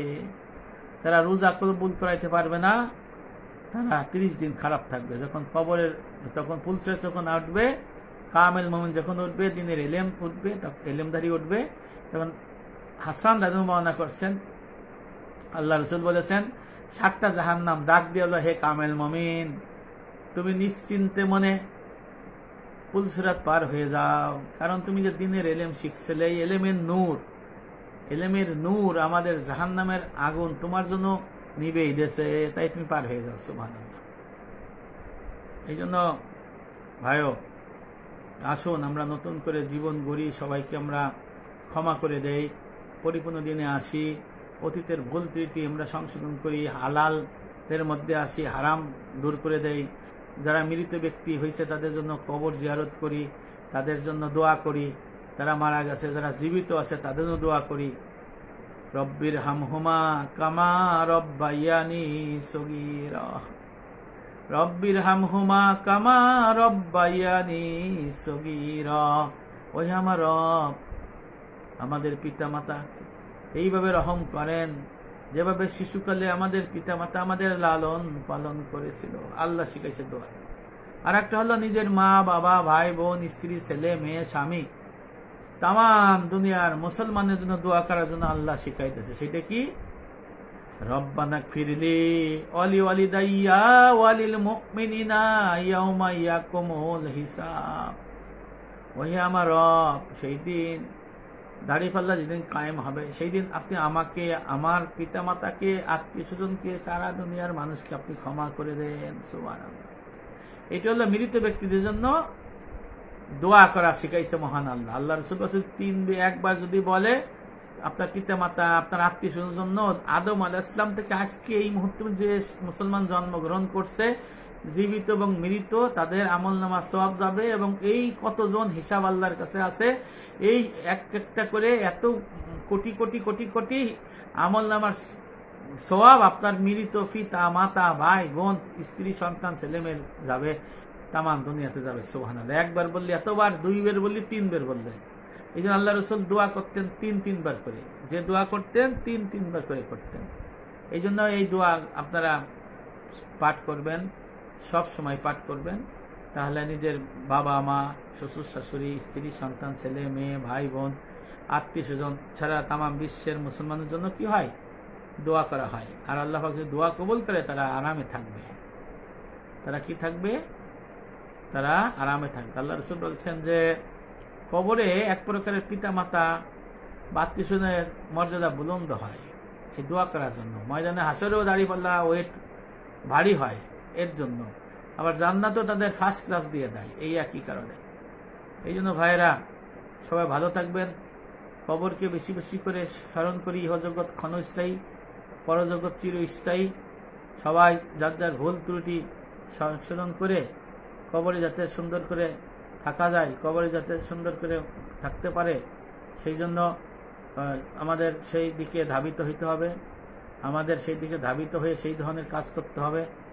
আমাদের আপনজন অনেকে চলে গেছে, আবার দেখবেন অনেকে চলে যাবে, আপনি আমিও চলে যাব, হায়াতের বেলা শেষ হয়ে যাবে। এই জন্য সেই কাজ যাতে আমরা করতে পারি সেই চেষ্টা করব। মহান রব্বুল আমিন আমাদের এই আলোচনার থেকে সঠিক জিনিস বুঝে আমল করা তৌফিক দান করুক। ওমা তৌফিক ইল্লা বিল্লাহ। আসসালামু আলাইকুম ওয়া রাহমাতুল্লাহি ওয়া বারাকাতুহু।